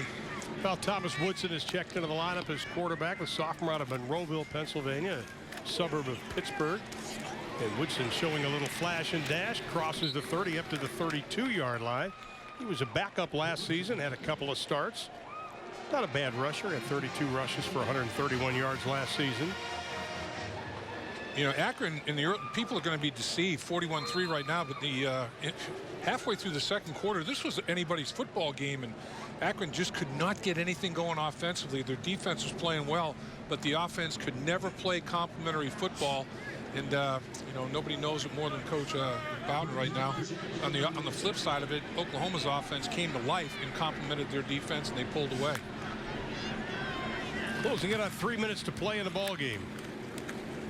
Hakeem Lawrence, he's going to be stacked up on first down, and just check in with Chad. You know, we talked about newness in the pregame show. I think the results of that and the reviews have been really good. So far, you got a new quarterback who's been tossed around with the name Sam Bradford as far as his debut as a Sooner quarterback. You saw Joe Mixon tonight. And one of the fun things right now, as many as 4 or 5 guys, P.J. Mbanasor, Prentice McKinney, Will Sunderland playing back in the secondary right now. So you get a look at some of the new guys back on the back end of this defense as well. Absolutely. They really did recruit on that back end extremely well, Chad, didn't they? I mean, they got a lot of great players. You look at the defensive backs that they've got back. All the backups right now are redshirt freshmen or freshmen in the secondary. Is Lawrence the ball carrier? You got a little bit of feistiness at the top of your screen. Yeah, definitely. A little Houghton getting tangled up just a little bit up there. Well, Lincoln Riley, of course, his 32nd birthday, and I've known Lincoln a long time, since he was a GA. He's probably one of the nicest guys you'd ever meet in your life. And right now he's probably thinking, okay, we're winning. But, you know, maybe tomorrow I've got to look at this. I got to do it. His head is probably going 100 miles an hour now about what they need to improve on and work on. Yeah, I mean, he's a perfectionist. There's no question about it. But he has got a computer-like football mind. Yeah. I mean, he got in a rhythm. When the players started playing well, he got in a rhythm calling plays in the second half. It was beautiful. Well, Woodson showing his running ability as he gets the first down up over the 45 to the 47-yard line. Cameron Cotton, the walk-on out of Tulsa, Oklahoma, coming up to make the stop. Well, next game's going to be a test. Playing Tennessee down there. No. And they've got themselves a much better football team. A state rival, Tulsa, then start some conference action. Well, I know you and I have done games at Tennessee, and my friends, after you do a game there, you will never want to hear the song Rocky Top ever again. And I know one of the Norman schools, that's kind of their theme song, but you won't want to hear it after going to a game ever again. That is a heck of a venue, though. I mean, Oklahoma is going to have to deal with some rabid fans down there. Those volunteer fans show up in droves. And if you're staying at a local hotel right by the stadium, the band will show up at 7 o'clock in the morning to play the aforementioned Rocky Top. And there's some good barbecue down there as well. There's a lot of good Ye Old Steakhouse. Oh, Ye Old Steakhouse. That dog will hunt all day, every day. It's pointing and barking out there right now. We should do a book of places to eat in SEC, Conference USA, Big 12, Southwest ACC. Yeah. Pretty much covered, don't we? We've hopscotched around. Yeah. Either we're good or we can't hold a job. One of the two. I'm not sure which one it is. Second down and 4 for the Zips. Woodson airing it out near side, overthrows his intended receiver. As Anthony Young. Well, I can say that doing college football together, Ron, as long as we've been doing it, it's been nothing but a joy. Absolutely. And there's nothing better. And, that's why Coach got back in the game. There's nothing better than the pageantry of college football on a Saturday or Friday night or Thursday, whatever it is now. But college football is an unbelievable experience for everybody involved. I mean, 21 years, or since 1995 for us. Bob Steinfeld, our producer, we started working with him in '96. Clay Armstrong was doing the old Big 8 Southwest Conference with me, and our director now, Clay Armstrong, and Doug Foster, the whole crew. We've been together a long time, and we're not only colleagues, but we're great friends, and I wouldn't want to do games with anybody but you guys. So it's been a heck of a ride. And that's going to end it. Bob Stoops, he may muster a smile. The over and under is not good on that, but he did win. Open up the 2015 season with a 41-3 victory over Akron. A great second half for Oklahoma. And I think that was the key, where they finally put the penalties aside and they finally got things going. Yeah, they took themselves off their schedule, and once you do that, they're a pretty good football team. You can't help the opponent. I don't care who the opponent is. They're good enough to bother you if you're your own worst enemy on an evening or an afternoon. And they finally shook the penalties away, and they started putting things together, and they really exploded in quarter number 3, and that was huge for them. And now the Sooners are 16-1 under Bob in home opener. They've won 10 in a row, and here's Chad with Bob Stoops. Well, a successful win for you guys tonight, Coach. Defense allows less than 100 yards passing. Let's start with them first. What pleased you most about that side of the ball? Yeah, just the overall discipline, communication. Guys are really, played the right technique, played well, and didn't have any, missed assignments. That goes a long way. Baker Mayfield's debut as your starting quarterback, 380 passing yards, really got things clicking late in that first half. What worked well for him? Yeah, just the execution really overall. Once we got into a little bit of a rhythm, we caught our stride, and but Baker can make all the throws. He's smart where he goes with the football, and I thought he did a really good job. Run game got going a little bit with Samaje and Joe Mixon using the backs out of the backfield. That part of the passing game started to evolve in that second half. Did you like that as well? Yeah, we needed to run it better. They kind of went into a front that we didn't spend enough time with, but no excuses. We've got to run it better than that. But those backs made a lot of nice plays, and Joe had the big passing play, so they were involved. All right, Coach, we appreciate it. All right. Congratulations. Appreciate it. Focusing a lot on the offense, but we got to give kudos to Dominique Alexander. Great job tonight on the defensive side of the football. Yeah, Dominique Alexander, 10 tackles, a career high, 2.5 tackles for loss. I mean, he was very, very aggressive and played downhill all night. And here's Chad with Baker Mayfield. This is something that you dreamed of as a young boy growing up in Austin, being a Sooner, quarterbacking the Sooners. Did it live up to those dreams and expectations? It was good to get out here for the first time in front of a big crowd, but I mean, the score doesn't necessarily portray how we played. We started off pretty slow early. Got to work on that, but yeah, it was pretty fun getting out here for the first time. Yeah, what started working really kind of started to click the last 2 drives of the first half. What was different, or what started to work for you? We'll look back at it on film. The first 5 drives, we had 1 play per drive that we shot ourselves in the foot. The first 2 were penalties, and then the other 2 were blocking. Just basically, it wasn't anything they were doing special. It was just we got to iron out our mistakes. Just get back to the basics and execute. They're showing some footage of you doing the gladiator dance right now. Is this a celebratory dance type mood for you? That's what they're telling me. I want the whip and the nay-nay is what I'm more familiar with. But is this a celebratory dance type situation for you? No, not exactly. I don't know what a gladiator dance is, but that's probably not happening. It's new. I think they're trying to invent it up in the booth. Oh, okay. Well, maybe it's working. They're showing it right now. It's what you're telling me what in my ear? It's what he did for who? Oh, the intro video, they're telling me. Oh, I hope they don't show that. Yeah. We'll make them take it off right now and let you get in there and enjoy things with your teammates. Congratulations, Baker. Thank you. Guys, back to you. All right, Chad, thank you very much. Great job by Baker Mayfield tonight, setting the record for quarterback in his debut since Sam Bradford did it against North Texas, and our final numbers look like this. Sooners start out not good offensively. They still end up 539 total yards. Still going to run the ball, like Coach said, better than they did. Make some adjustments and get that done. They were minus in the turnover category. Don't want that. Neither team did well enough on 3rd down. A lot of things to work on. There are some coachable things, but when you win a game by 38 points and you put over 500 yards on the board and you still have things to talk about and coach up, not a bad night. And 4 of 13 on 3rd down, and I think that's something that the Sooners are going to really take a hard look, but they get the first win of the book, and that is usually kind of tough, and they were able to do it. Now they set their sights on the Tennessee Volunteers. Good win tonight for Oklahoma. Once again, our final score, the Sooners win it 41-3 over the Akron Zips from Gaylord Family Oklahoma Memorial Stadium. For Dave Lapham, Chad McKee, and our entire crew in Norman, Oklahoma, I'm Ron Thulin. Thanks so much for watching, and have a great football season, everybody.